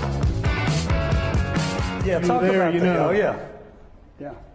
Pick six. That's right. Championship game, interception, took it all the way to the house. It was prime time-esque. It was very impressive. Let's go backstage where Tia is with Aiden Carter. Hey guys, I'm with Aiden. Aiden, congratulations on this achievement. Obviously, you didn't get here all by yourself, though. Who do you attribute the majority of your success to? Yeah, I would definitely say coaches, Coach Kinder, Coach Fedoris, and Coach Brock. They help me better myself every day. And same with Hudson, another finalist. He helps push myself, so I really appreciate those guys. Appreciate them. Well, congratulations. Back to the stage. That wraps up spring sports. Our next award is the WCS Sports Conference Student Athlete of the Year Award. It's given to a student who is extraordinary on and off the field. Let me tell you a little bit about tonight's winner. Cross-country runner, finished 12th at the state meet. Track 1600, 5th at the state meet. He's a valedictorian, a presidential scholar, only 2 of those in the state of Tennessee. National Merit Scholar. He will be attending MIT, majoring in mechanical engineering. Mu Alpha Theta President, Student Council Senior Class Treasurer, FCA Officer. Congratulations, Nate Martinez, Independence High School.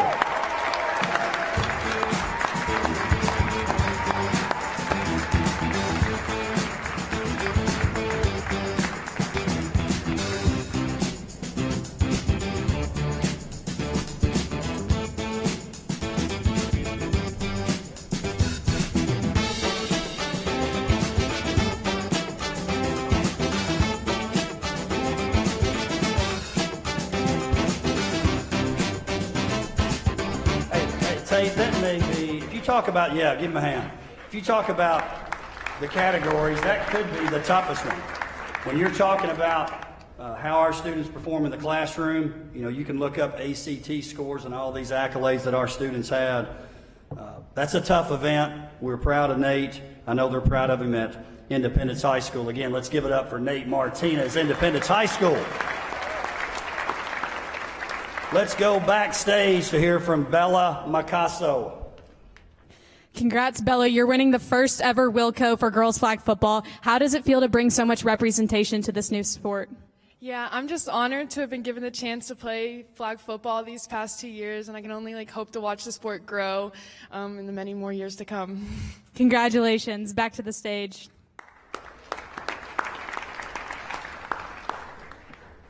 Our next award is the Mayor Builder Sportsmanship Award.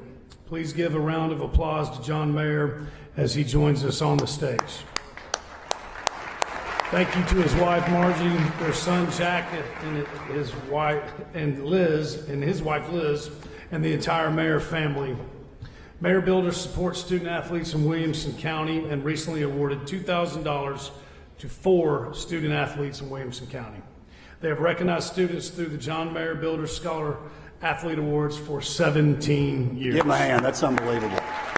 17. John Mayer Builder supports the WILLCO Awards from day one by awarding a $5,000 scholarship to a student athlete who has been the ultimate teammate, professional advocate for the school on and off the floor, and is not receiving an athletic scholarship. Great award here. Appreciate Mr. Mayer and his family. Again, do the math on that. $2,000 to 4 students, been doing it for 17 years. Yeah, 17 years. Been a part of this from the get-go, giving out $5,000 a year, and they wanted to be a part of something called the Sportsmanship Award. Again, give it up for the Mayer family.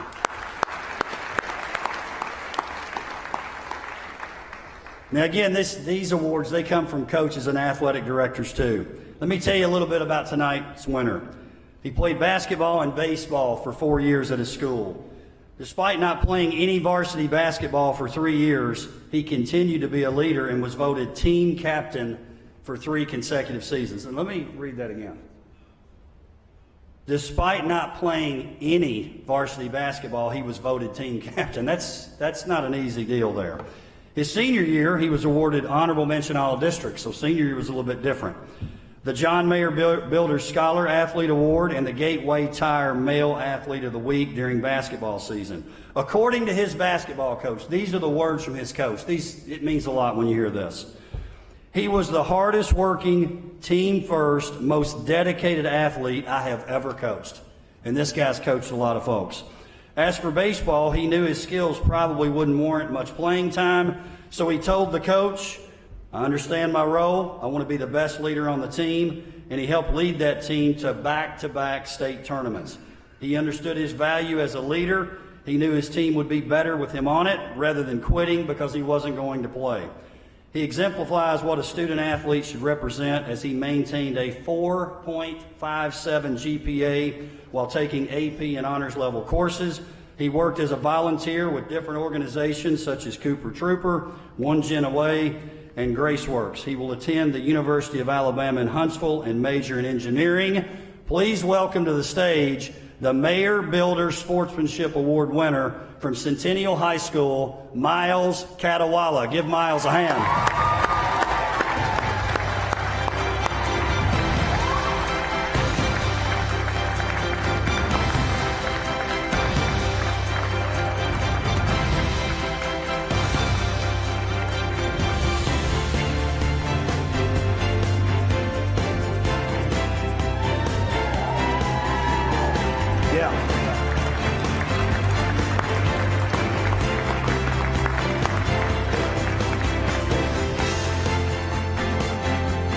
Miles, they're going to give you a little check too that you can actually take in cash. $5,000, that's pretty awesome. Congratulations, Miles. Thank you, Mayer Builders. Again, give them a hand. Let's go backstage to hear from Nate Martinez. Hey guys, I'm with the Student Athlete of the Year. Nate, you have to be at the top of your game all the time. How do you strike the balance between academics and athletics? It's definitely difficult. I mean, cross country and track, I'm practicing year-round every day after school, and I just try to do my best, go home every day, knock out my homework so I can get to bed at a decent time. But I think what's really been important to me is that I just enjoy all of it. I mean, I love running, and all the classes I'm in I really am interested in, and I think that goes a long way. Well, congratulations, and back to you. Pretty easy to figure out why he was the Student Athlete of the Year. Great job, Nate. Our next award, we love this one. This is one we added a couple years ago. Tate and I talked about this. The multi-sport athlete. Now listen, if a person wants to play one sport and do it all the time, that's great. But if they want to play multis, they should. And it certainly doesn't hurt them. Take a listen to this. Williamson County had 94 athletes that play 3 sports or more. 3 sports in high school is very tough. Centennial, Nolensville, Ravenwood led the way with 15 students at their schools that played 3 or more. Tate, the number of athletes committed to more than one sport, has it seemed to slow them down any? I don't think it's hurting them at all. Look at the ones that we've got in all the sports all over the country that have gone on to continue their careers in college. And you talked about, you opened the show with it. 5 state championships, 6 runner-ups. That's more than anybody else. WCS has more multi-sport athletes than anyone else. And I think the proof is in the pudding. Nobody does it better than us with that. And it's, you know, it's better for the overall culture of the school as well. And that's part of the reason why we love flag football too. I don't know if you feel the same way, Tate, but I can feel a shift a little bit. I think we got where everybody played everything and then they sort of special. I can feel a little momentum going back to, hey, do something else too. Do something else. The recruiters will tell you they want to see you do something else. See in another environment, see you move differently. So, nobody does it quite like us. I love watching it every year. And just look at how many multi-sport athletes we had come through the red carpet that were finalists tonight. And I'll say this too, typically the school that leads us in multi-sport, they didn't this year, but it's Brentwood High School. They've led us for years in terms of number of multi-sport athletes, and you can say what you want. When you look at team championships, they've won the most. Like it or not, you other 8 schools, it's kind of true. Tonight, Tate, we're recognizing for the 3rd time at the WILLCO Awards the WCS Multi-Sport Athletes of the Year. This is the 2nd year that we've done male and female. Tate, tell us about the female. She is a 4-year starter, an all-district performer in basketball, a 3-year Gold Glove winner in softball, and a 2-year starter and WILLCO finalist in flag football. The female multi-sport athlete of the year is Lila Gardner, Franklin High School.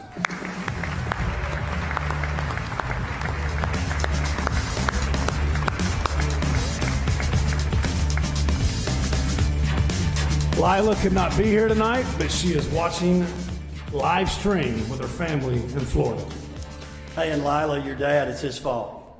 Eric Gardner scheduled that time to go to Florida. I know you guys tried to talk him into staying. You should have. So as you're watching, Eric Gardner, shame on you. I know Eric. The male multi-sport athlete. Let's hear about him. He's an all-state lineman in football with multiple. That means more than 1, so 2 or more. But he's got more than that. Power 5 conference offers. That's the big schools.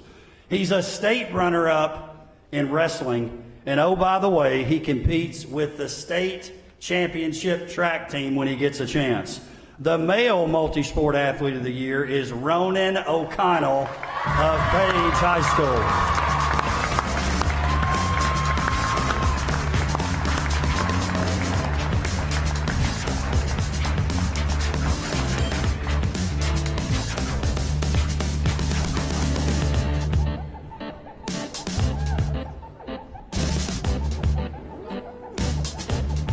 Ronan, I'm not a licensed agent, but I can get it. Plays both sides of the ball on the football team, too. Hey, that's it. How about his pickup there? Is that him right there, too? That's kind of cool. Hey, by the way, you notice the pop-ups around the room. Endless Edge provided those for us. If you're one of those folks, that's the Athlete of the Year finalist, the 4 females, the 4 males. On your way home, take it with you. What am I going to do with it? It'd be weird if I had Ronan O'Connell's pop-up at my house. So make sure it's them, though. Take your own. Get it in your car. If you can't get it, leave it here and get it tomorrow morning. It's fine. Let's go backstage and hear from Miles Cadawala. Hey guys, I'm back here with Miles. Miles, this award is more than just your athletic achievements. You've been called a leader and an outstanding teammate. What do you say to that? I would say that the people I look up to, like my parents and my coaches, have always pushed me to be a leader. And I've always had amazing teammates that love the game and want team success. So that's been really helpful. It's been easy to lead them because they want the same thing I do. A huge congratulations. Back to you on the stage. Great job, Miles. I love that award. I love it. Please welcome to the stage the former district athletic director. Now he's the head of the CCTE program, that's College, Career, and Technical Education, Dr. Jeremy Qualls. Dr. Qualls, come on up.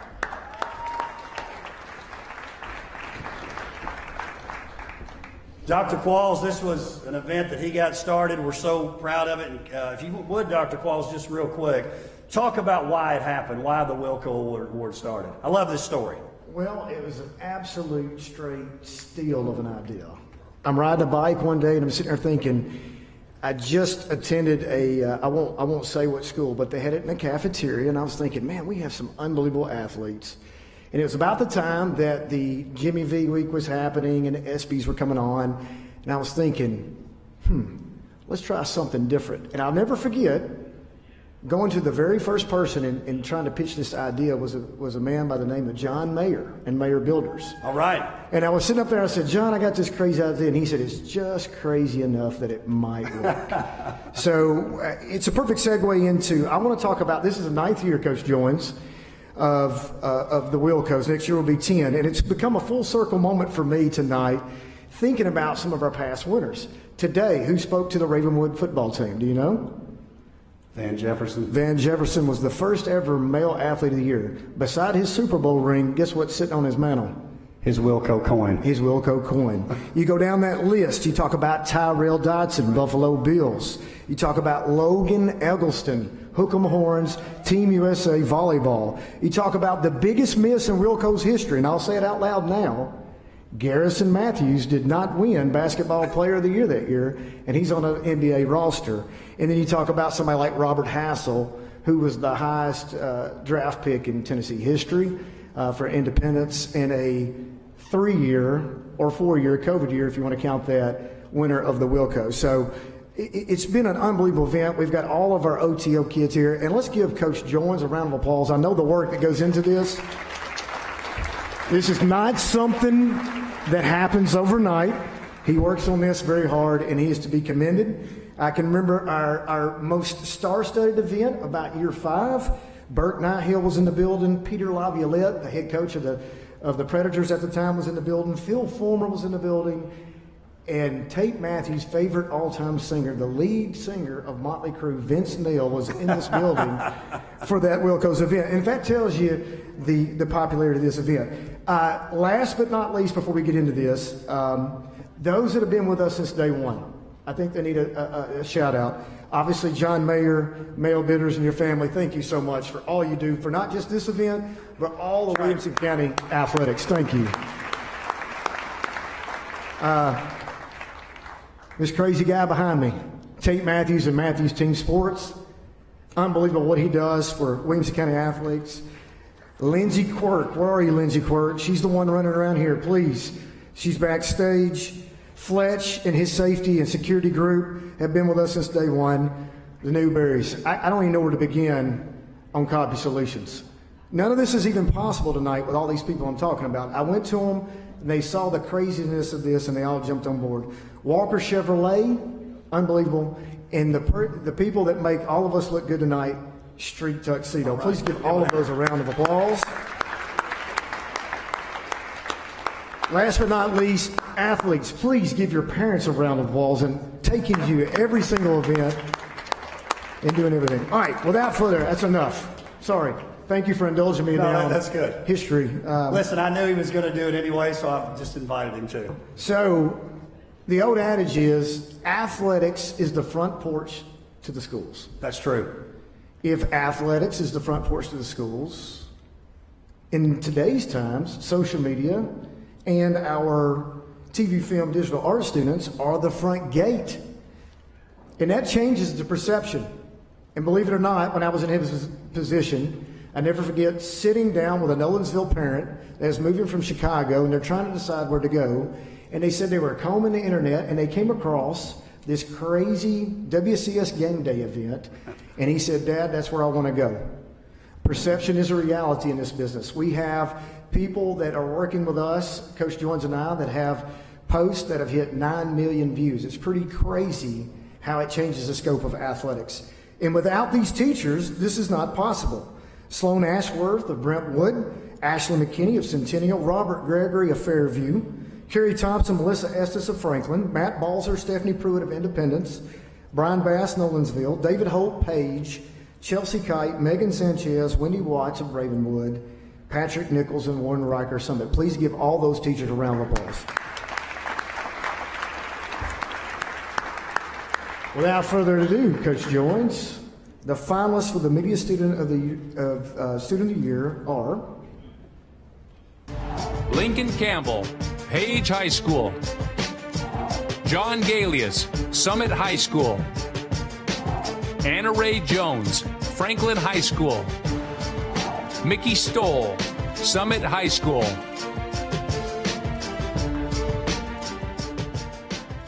And the winner in the Wilco goes to Anna Ray Jones, Franklin High School.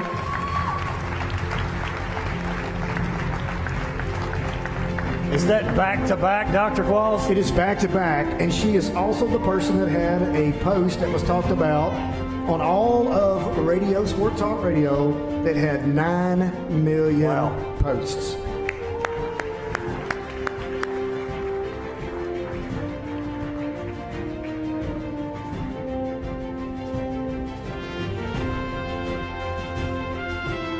Dr. Qualls, let's go backstage to hear from Ronan O'Connell. Thank you. I'm back here with Ronan. Ronan, you play 3 sports. What's your secret to staying motivated through all the seasons? Yeah, honestly, it's just having fun while doing it, having fun with your competitors and teammates. I've always loved competing, so it's just been fun to me. And, yeah, thank you, guys. Congrats again on winning the award. Back to the stage. I got a feeling his competitors that line up next to him, they don't have fun. He was saying fun with his competitors. I don't think so.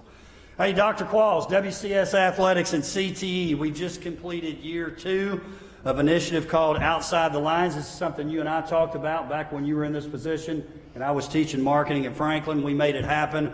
Once we got in these positions together. Outside the Lines is a work-based learning opportunity where students across the district can receive class credit while gaining real-world experience working in athletics outside the playing field. So we're talking promoting WCS athletics, but there's other things too.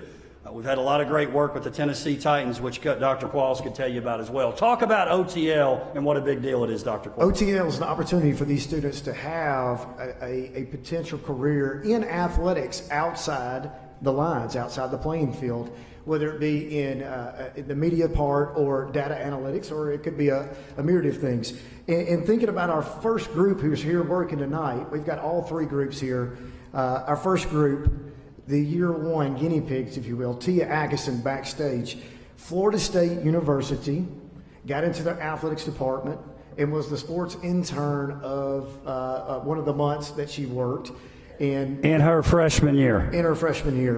McKinley Johnston at Samford University, working in women athletics. In her freshman year. And getting into these positions, which is not easy. And now she's going into the world of data analytics inside women's volleyball. And Brooks Taylor got accepted to the University of Southern California Film School, which is might near impossible through, I'm going to be a little biased, through the OTL process. In his freshman year. He had a great post, too, that was on the Southern Cal social media site that you and I saw. Because he was saying, I don't know if I have time to do it. Well, apparently USC found out about it, and they said, Brooks, you're going to help us out. So pretty exciting that those 3 are here tonight helping us. It means a lot to us, so give them a round of applause. Tonight, too, Dr. Qualls, we want to recognize our year 2 group. 4 of the 6 are here. I want them to come up when we introduce you. Eleanor Asbury, Summit High School. Come on up, Eleanor. This is our year 2 group. Lily Drescher couldn't be here, but she's also of Summit High School. Gabby Madeline, Page High School. Oh, sorry, I messed up. Let's back it up, or we can take her. Can we go back one? I want to make sure she gets her picture with her own. Thank you.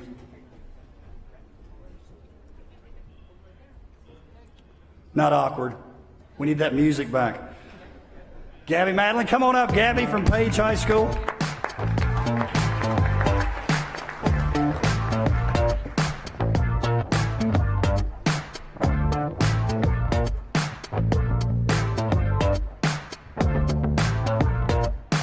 Cyrus McMillan, Page High School. Come on up, Cyrus, if you're in here.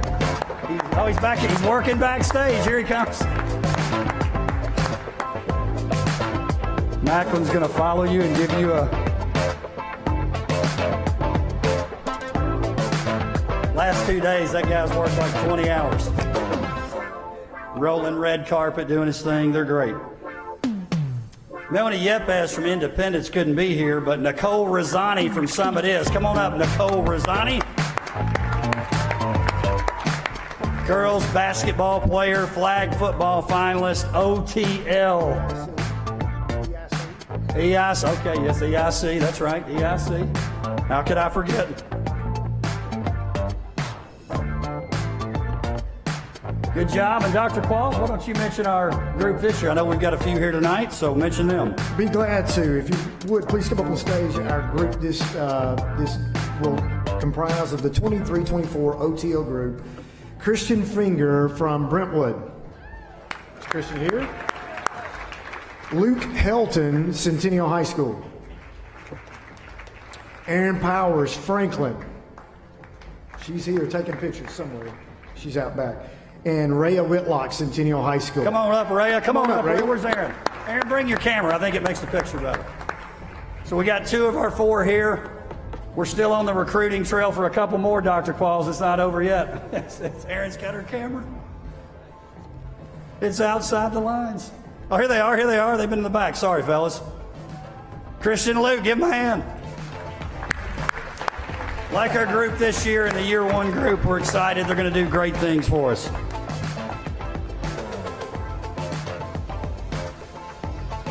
Dr. Qualls, thank you for being here, being a part of this again. Let's go backstage with Lydia, standing by with Anna Ray Jones.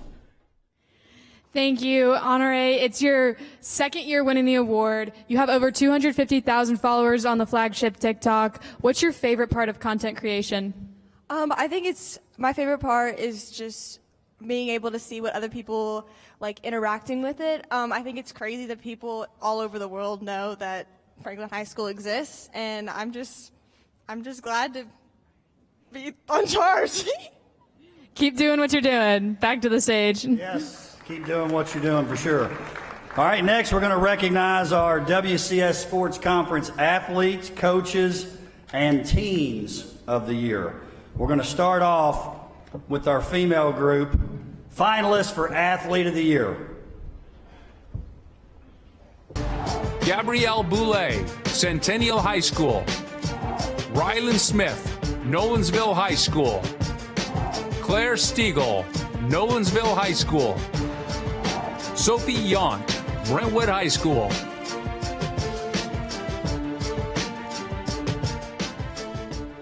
I hope she has the strength to pick them all up.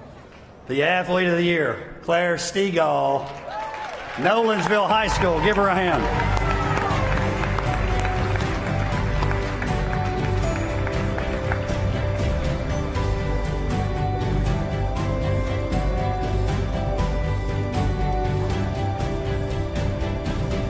Tate, let's talk about that group real quick before we move on to the male athletes. Claire, we know what she's done. Sophie Yont, she had a pretty good year. I think we looked at it. Yeah, give Sophie a hand. I think Sophie, if you would have taken her individual points at the state meet, she would have finished like 6th by herself. Unbelievable what she did. Great job, Sophie.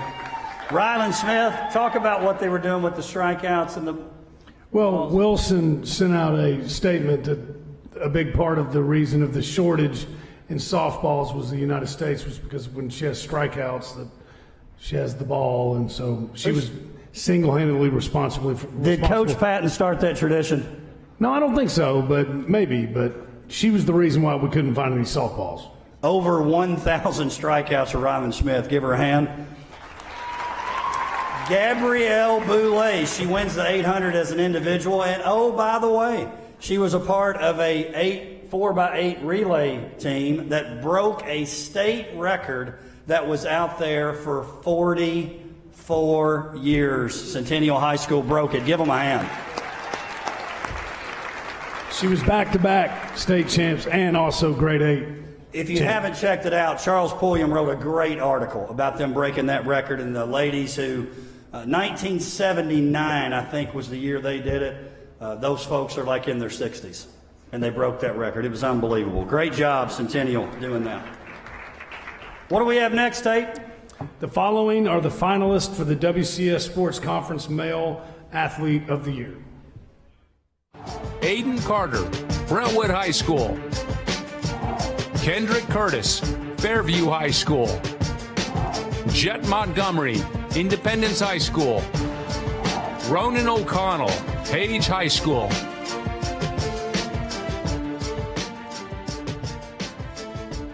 And the Wilco goes to Ronan O'Connell, Page High School.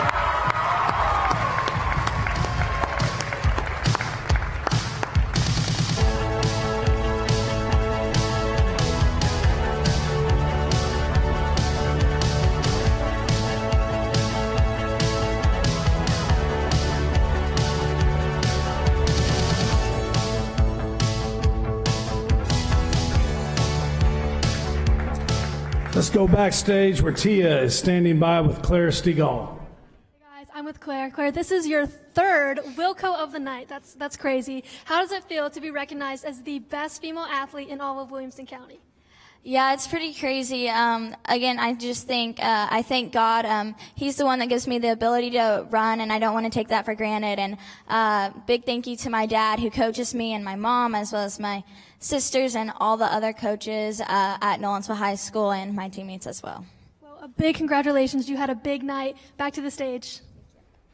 You know, Tate and I had a conversation, and this is like the truth. Not that we're real speedy, but Claire's pace for the 3,200, if we sprinted 100 and you multiplied it out, it would be slower than her 3,200. When she runs events, it's like, did everybody start late? I mean, it's ridiculous. So great job for Claire, well deserved. Hey, give her a hand. Let's talk about our male athletes just a second, like we did our female. Ronan O'Connell, this is the first time that the multi-sport athlete also wins the Athlete of the Year. I thought that was pretty cool, Tate. Without a doubt, and I think the first time a lineman has been recognized as multi-sport athlete of the year, but just goes to show. It is. Think about that. You never see the lineman really nominated for anything. Well, nominated and won. Good job, Ronan O'Connell. Aiden Carter, back-to-back track Wilco's, won the decathlon, which a lot of people would say with the decathlon, yep, just like Sophie did with the pentathlon, that when you're talking about overall athleticism, you're the best around. Aiden Carter, decathlon, congratulations to you too. Jet Montgomery dominated his sport. He's a one-sport guy, but he dominated at such a level that he's a finalist for the Athlete of the Year. He wins back-to-back basketball awards, so congratulations to Jet. Give Jet a hand. And then Kendrick Curtis, he does a pretty good job wrestling, Tate. Finished third at the state meet, and he's also a football player. So I thought Kendrick had a pretty good career. Without a doubt. I mean, he did both of them at a very high level. He's a big part of the success that we've seen the past few years at Fairview, and as we mentioned on the red carpet, he definitely had the best hair. He did, and he patterned it after Slater from Saved by the Bell. Yes, Slater. yes. So if you see Kendrick, he said that's what he did. Let's go backstage and hear from, are we hearing from somebody? Is it Ronan? Yep, Ronan again. Let's hear from him. Congrats, Ronan, on winning this award. You've been considered the top male athlete in Williamson County. How does this make you feel? Yeah, it makes me feel great. I just want to thank my parents, my coaches, and all my teammates for pushing me to be great. And thank you guys again. Yep. Thank you. Congrats again. I always love when this happens because I know it means a lot to him, and it means a lot to these coaches as well. We're going to talk about the WCS Sports Conference Coaches of the Year. Mr. Jason Golden, our superintendent of schools, will come out and present those awards. Give it up for Mr. Golden.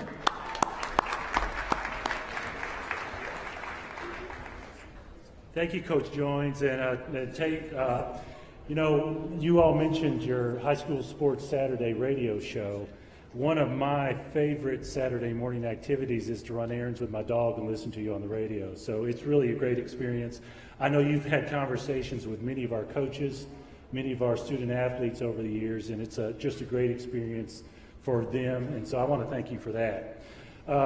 Before I get started, I also want to introduce our board members, our leadership team, and I know that Miss Donna Clements is here, one of our board members, Drayson Beasley, and Casey Haw from the Williamson County Board of Education. So if you would, please welcome them as well.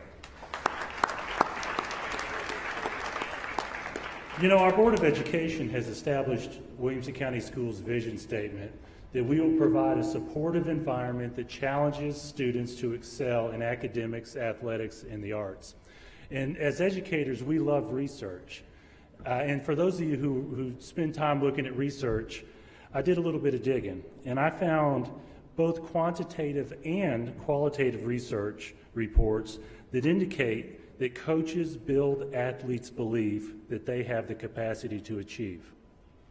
Build athletes' belief that they have the capacity to achieve the supportive environment. And evidence that coaches build perseverance and passion to work towards student athletes' goals, even in the face of challenges, adversity, and loss, that they help provide that challenge for students. In so many ways, our coaches are the face of our vision statement, and I am proud and humbled to have the opportunity to introduce our male and female coaches of the year for those sports. So with that, here are the finalists for the Williamson County Schools Sports Conference Female Sports Coach of the Year. Nathan Clapp, Page Soccer. Joe Fedoris, Brentwood Track. Luke Patton, Nolensville Softball. Rob Patinas, Brentwood Cross Country. And the WILLCO goes to Nathan Clapp, Page Soccer.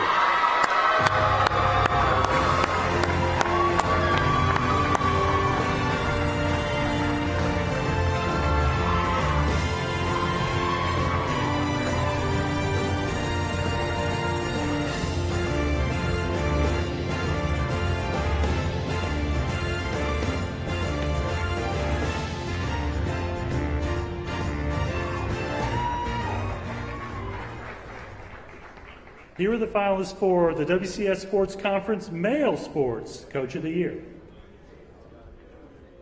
Rob Boffman, Centennial Baseball. Mike Purcell, Brentwood Soccer. Charles Rathbone, Page Football. Mark Wilkins, Independence Basketball.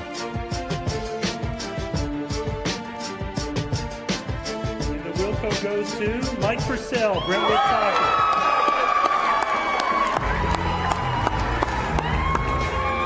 Now, he couldn't make it tonight. Couldn't make it tonight. We do have someone coming to accept the award for him. Come on up.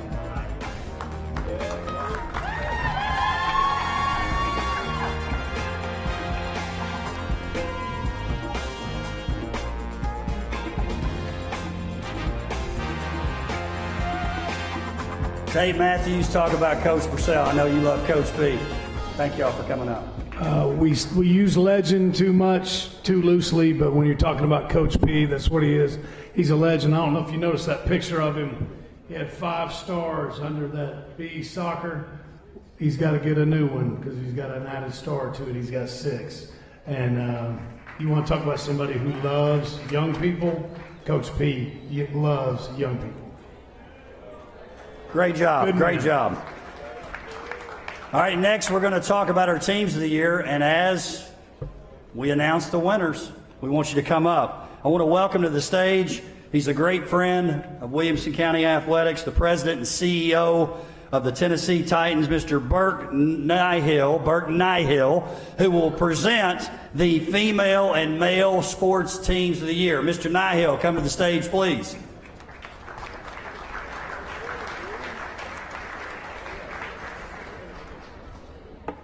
Good evening. I love this award, and I love sports. My daughter, my oldest, just graduated from Franklin High School this year, and she was an athlete. She was one of those 3 sport athletes that Joins mentioned.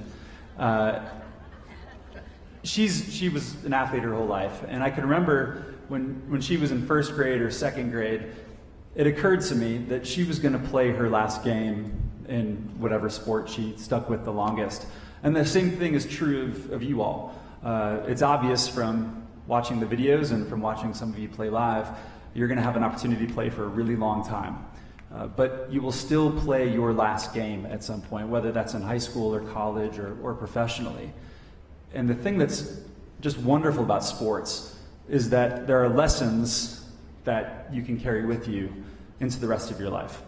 And whether your last game is in high school or college or professionally, some of those lessons, whether it's about resilience and hard work, whether it's about just learning to participate with a team, those things can carry with you whether you work in business or you're a surgeon or you're a firefighter.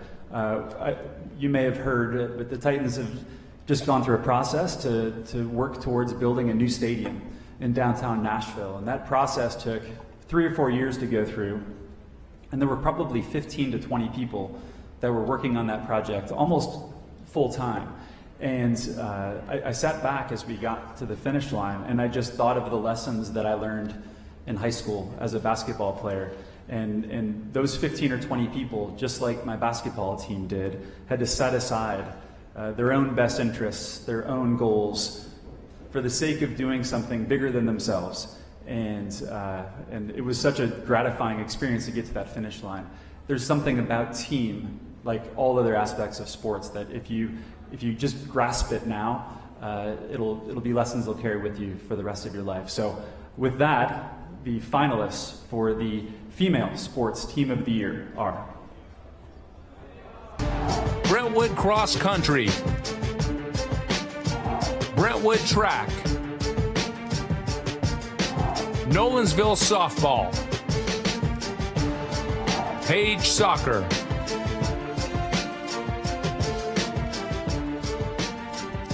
and the Wilco goes to Page Soccer.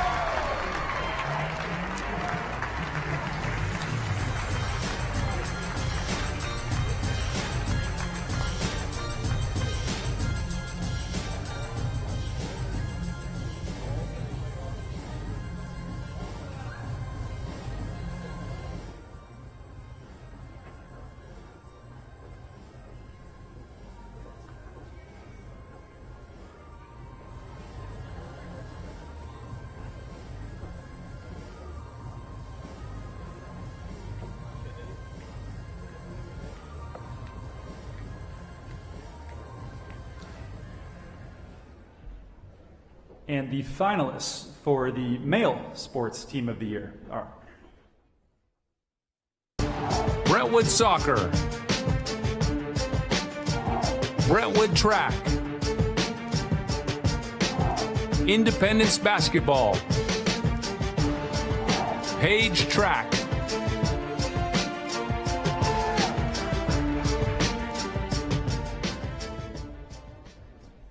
And the winner is Brentwood Soccer.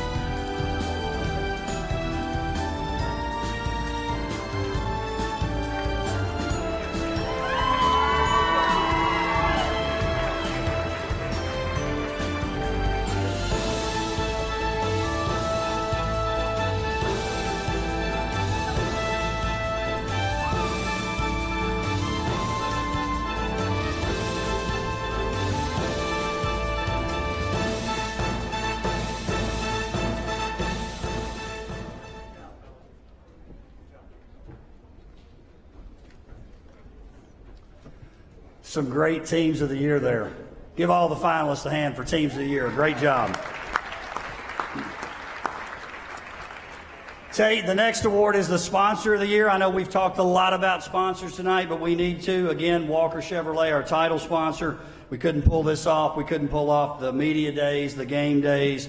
We talked about folks like the Mayors, Adidas, Street Tuxedo, all the companies that help us out. And Tate, I don't think we can say it enough what the sponsors mean, not only to your schools individually, but also the conference as a whole. No, they're what gives you the funding to be able to have these events and put the light on these young athletes. And Walker Chevrolet, been here since the beginning of the Wilcos. Without Walker Chevrolet, there is no Wilcos.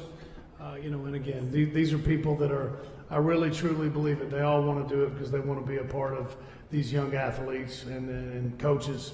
And there's nothing else like it. There is no other Wilcos. There is no game day. There is no media day.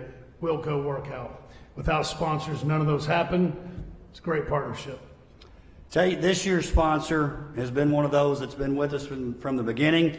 They work tirelessly to help us with our signage, our media guides during the season, taking care of our awards. They've done it from day one. Tate, tell us about the sponsor of the year.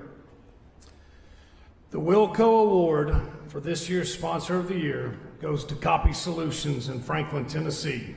Please come to the stage, John and Bob Woodbury. Give them a hand. Copy Solutions. Pretty good golfers too, Coach. Yeah. Yeah, come on. Good job.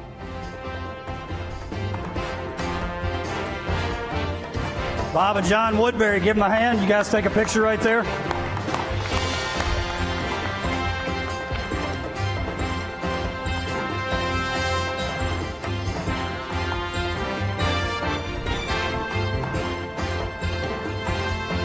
Thank you, Copy Solutions. Appreciate you guys.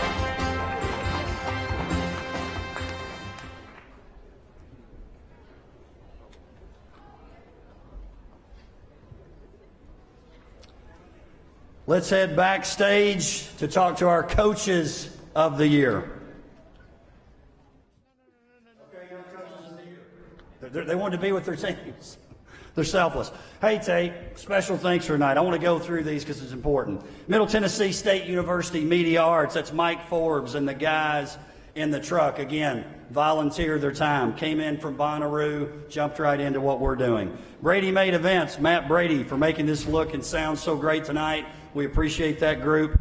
Franklin High School and Summit Cheerleading Team and coaches, WCS staff, Rachel Berzina, Brian Finland, Mike Fletcher, David Harries, Leslie Harries, Heather Lee, Tabitha Murray, Jeremy Qualls, Lindsey Quirk, Nick Vaco, our superintendent, Mr. Jason Golden, Dr. Lee Webb, and Miss Willie Dickerson, part of our secondary leadership team. I certainly appreciate them, so supportive of athletics here in Williamson County. Our board members who are here, Tia Atkinson, McKinley Johnston, Lydia Welburn, who handled the interviews backstage, and Miss Stacy Case, who actually met with our reporters and gave them some tips. We appreciate Miss Case as well. Carrie Goodwin helping with the red carpet, along with Jessica Mancini and Mark Wilkins, did a great job on the red carpet tonight. Give them a hand. Christian Taylor with the video packages and taking pictures tonight. Burke Niehill and the Tennessee Titans, Bone and Joint, and Williamson Medical. Copy Solutions, our sponsor of the year. The Franklin Bakehouse, Gateway Tire and Garth Bolden, John Mayer Builders, Outside the Lines, teams 22, 23, and 24. Stars Basketball and Lance Ackridge, Street Tuxedo, John and Mark Street, The Factory at Franklin, DP and his staff, the media members who cover Williamson County athletics, Camden Hall, who I think I mentioned earlier. So a lot of these graphics, if we couldn't find them, Camden Hall, he provided some, Charles Pulliam. We really do appreciate you guys and what you do. You're always here. Again, give our media members a hand. Charlie Bateman, I saw him here earlier too, so thank you. Tate Matthews and Matthews Team Sports and Adidas, and of course our title sponsor, Walker Chevrolet and Brock Daly. I want to give a shout out to my wife. She's actually homesick. Listen, don't think I'm a bad dude. It was actually her idea when we couldn't find the date. I want to say I love you, honey, and happy 25th anniversary today. And I'm here at the WILLCO's. It doesn't make me a bad dude. It was her idea. She's probably asleep right now. Tate, talk about these ADs and the other folks that are helping us out.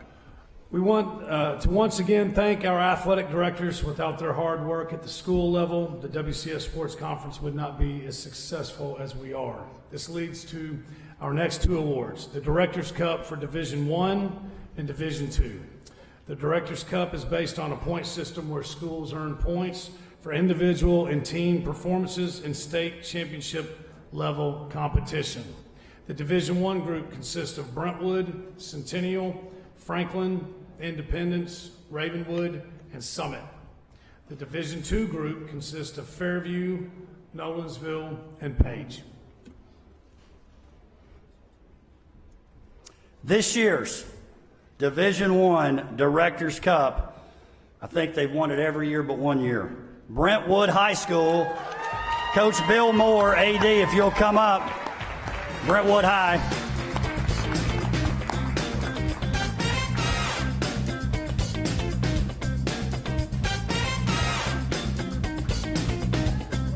Coach, yeah, we got that thing is heavy, Coach. Yeah, this thing, yeah. He knows, he brought it in. Yeah. Coach, hold that, take a picture in the middle. Give it up for Coach Moore, former baseball coach, now AD at Brentwood High School.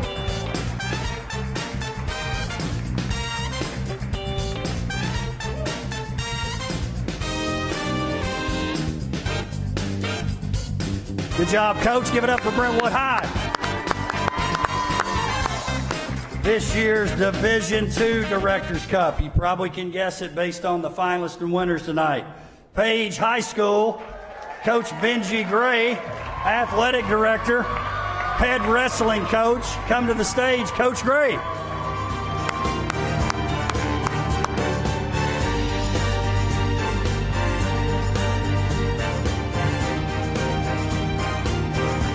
Is Page High killing it or what?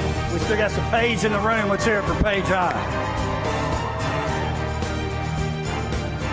Good job, Coach Gray.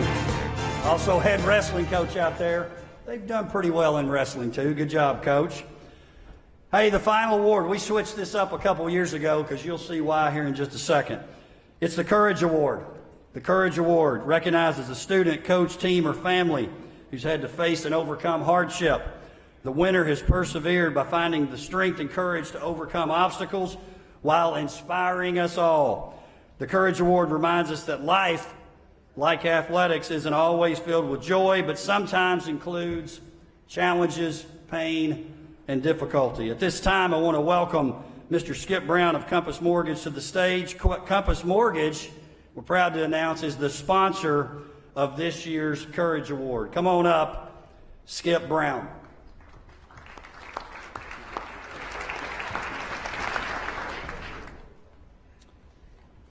Just to quick introduce my colleague Josh Greifenkamp with me as well. He's a Fairview guy. My kids are Ravenwood. A little bit about myself. I grew up with 3 brothers, and we played sports. Pretty much everything ended in wrestling, but we would just do it any sport, anytime, all the time. I've now got 4 kids of my own, and they've played all sorts of sports as well. 2 now in college, 2 still in high school, and I was always one of those parents that would travel 5 hours one way for a soccer game. So I just really appreciate all that sports teaches us in life.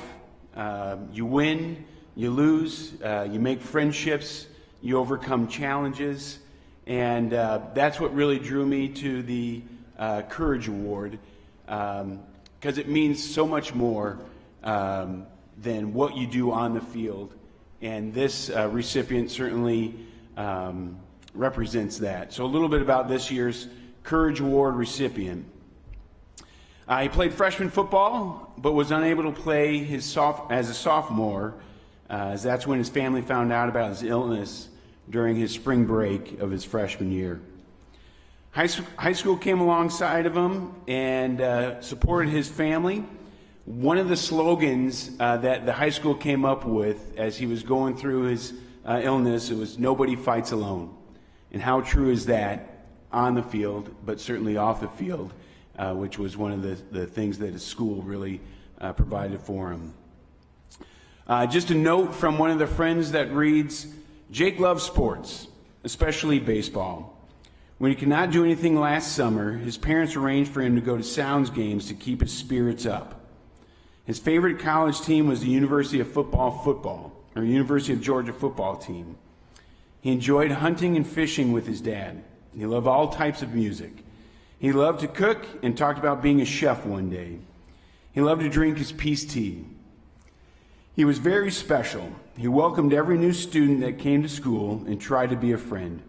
He was the organizer of our friend group, always planning things, never wanting to leave anyone out. He was not afraid to tell you how he felt.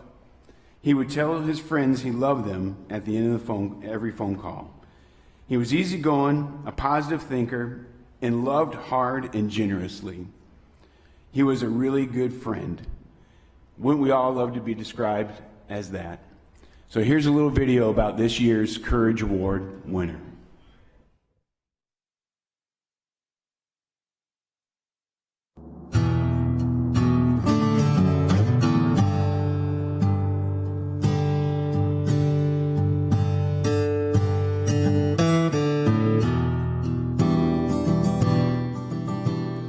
He was just a powerful leader to like our whole group. I mean, he planned out everything. He kind of kept us all together, and it's just tough not having him there. He's the person that brings everyone together. He never makes sure that someone feels left out. He always wants to make sure everyone's included and happy. I've known Jake pretty much my whole life, met in kindergarten. So I'd say he's probably like my brother to me that I never had. I feel like the Wilson Warrior Project was a great way to bring awareness to what Jake was going through. And I also loved how it kind of helped Jake go through the tough treatment that he was going through. And yeah, just the awareness it spread around for everyone to know about what was happening with them and everything like that. I think it was great. If I could say one thing to him, I miss him every single day. Not a day that goes by I don't think about him. I just wish he was here experiencing high school years with us and experiencing driving. I mean, Jake, there's not a day that goes by where I'm not thinking about you, man.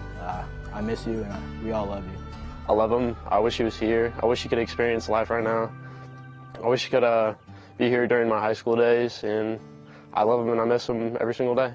If I could say anything to Jake right now, I'd just tell him I miss him so much and that I love him. If there was one thing I could say to Jake is I miss you, I love you, and I'm sad that you can't grow up with us anymore. I'd say I love him and that I miss him every day, and that he was just the best friend I ever had.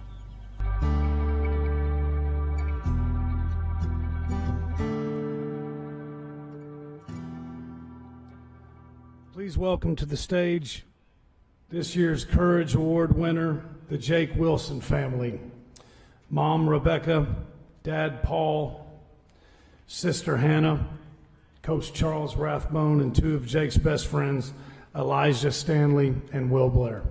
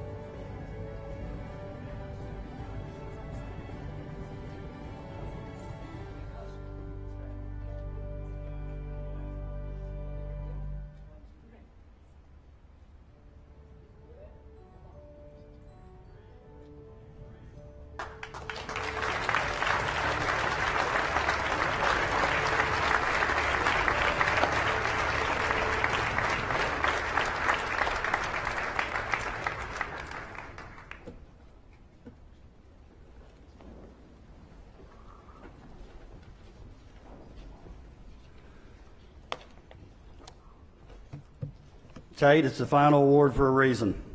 Yep. Strong. It is. It is. What a great night. What a great night. Tate, some final thoughts. Great night. Hey, the school year's over, and still, look, we've got a packed room. Appreciate everybody coming and the attendance. I think it goes to show the importance of this event, and I just love seeing it. And you mentioned your wife. For those of you that know coaches' wives, that's a coach's wife. 25 years of marriage. She's a home wife here, investing in other people. I don't know how many other coaches' wives are in attendance, but I'm a son of one. There's nothing like them. So thanks to all the coaches' wives, too. There might need to be a coach's wives. That's right. That's right. Give it up to 1 year. So. But a great night.